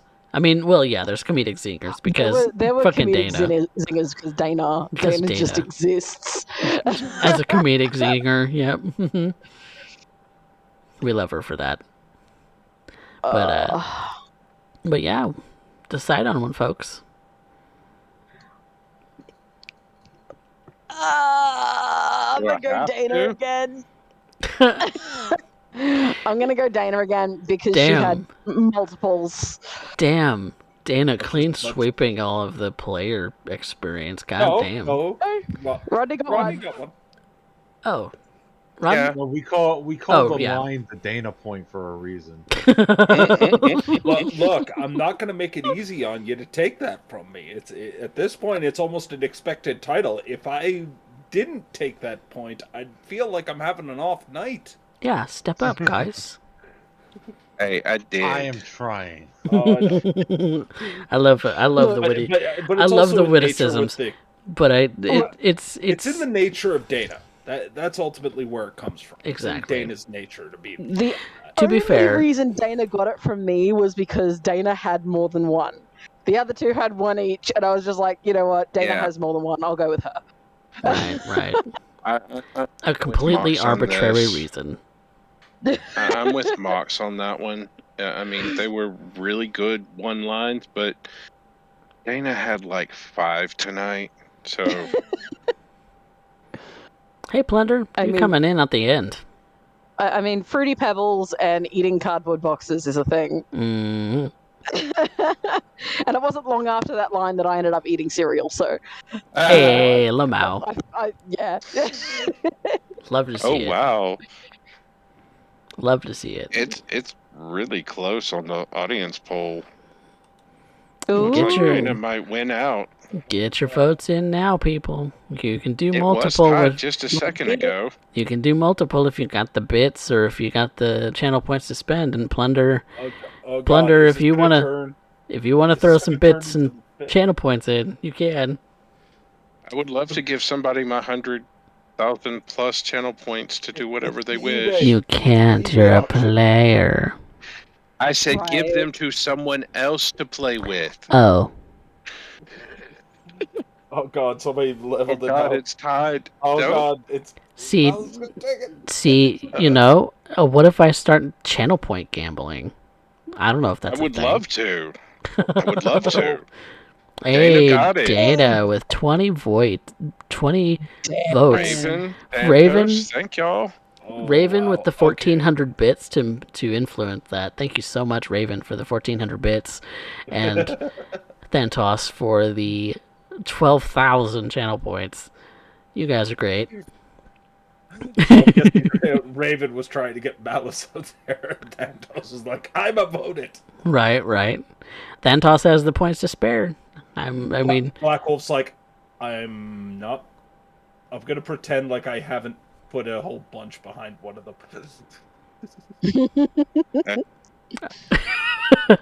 I'm almost. No, that's It's mean. fucking thing.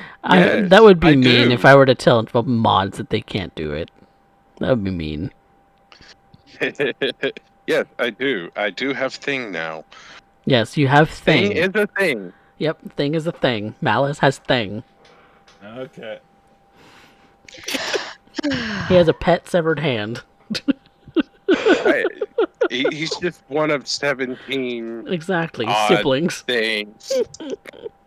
But I believe what? Thing is going to now stay with Malice. It's gonna be your continuing meme pet. Yes. You know what? The only person now in the coterie that does not have a pet is Dana. Dana Yep. does not have a pet, sadly. Everyone else in the I just read what Plunder said. That is freaking hilarious. You know, the problem with cocaine is that it smells expensive. Smells very expensive. I mean, where is the lie? Where is the lie?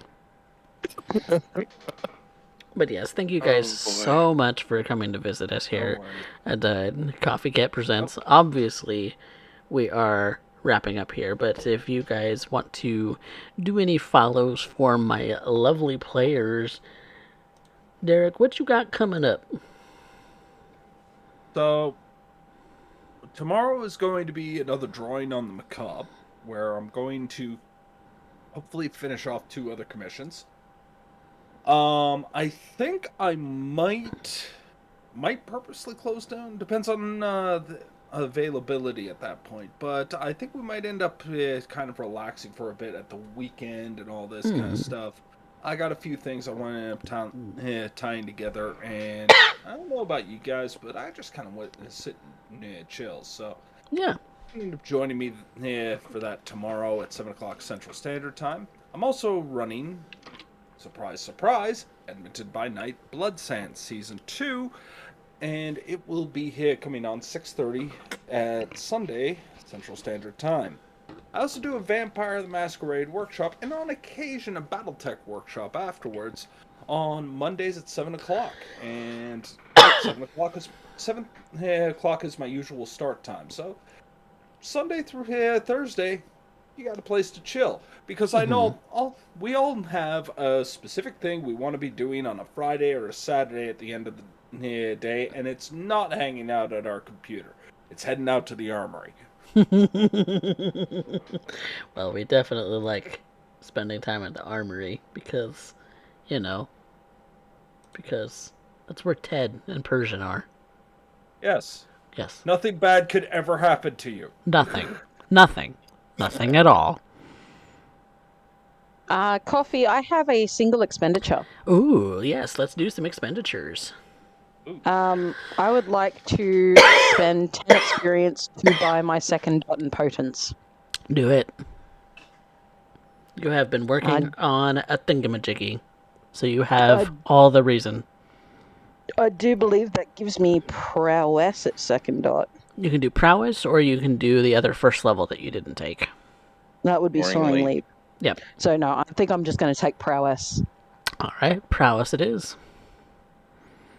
I have a question. Yes. Do I have any way to justify taking my second dot in stealth? Or etiquette? Stealth? Well, I would say you have reason for both, so your choice. Okay. Alright. So, because you did do very well with etiquette in front of the prince, and you doing the rounds is kind of stealthy in that you're doing most of the walking as a blend in kind of thing versus, dexterity, or, kind of a sneaky sneak. You're doing more of a blend in kind of thing, but that's still a stealth. So yes, I would justify either of those. Any other expenditures? I think I'm going to take prowess as well. You have 10 experience now? I think so. Okay. Because you had leftover from character creation. Okay.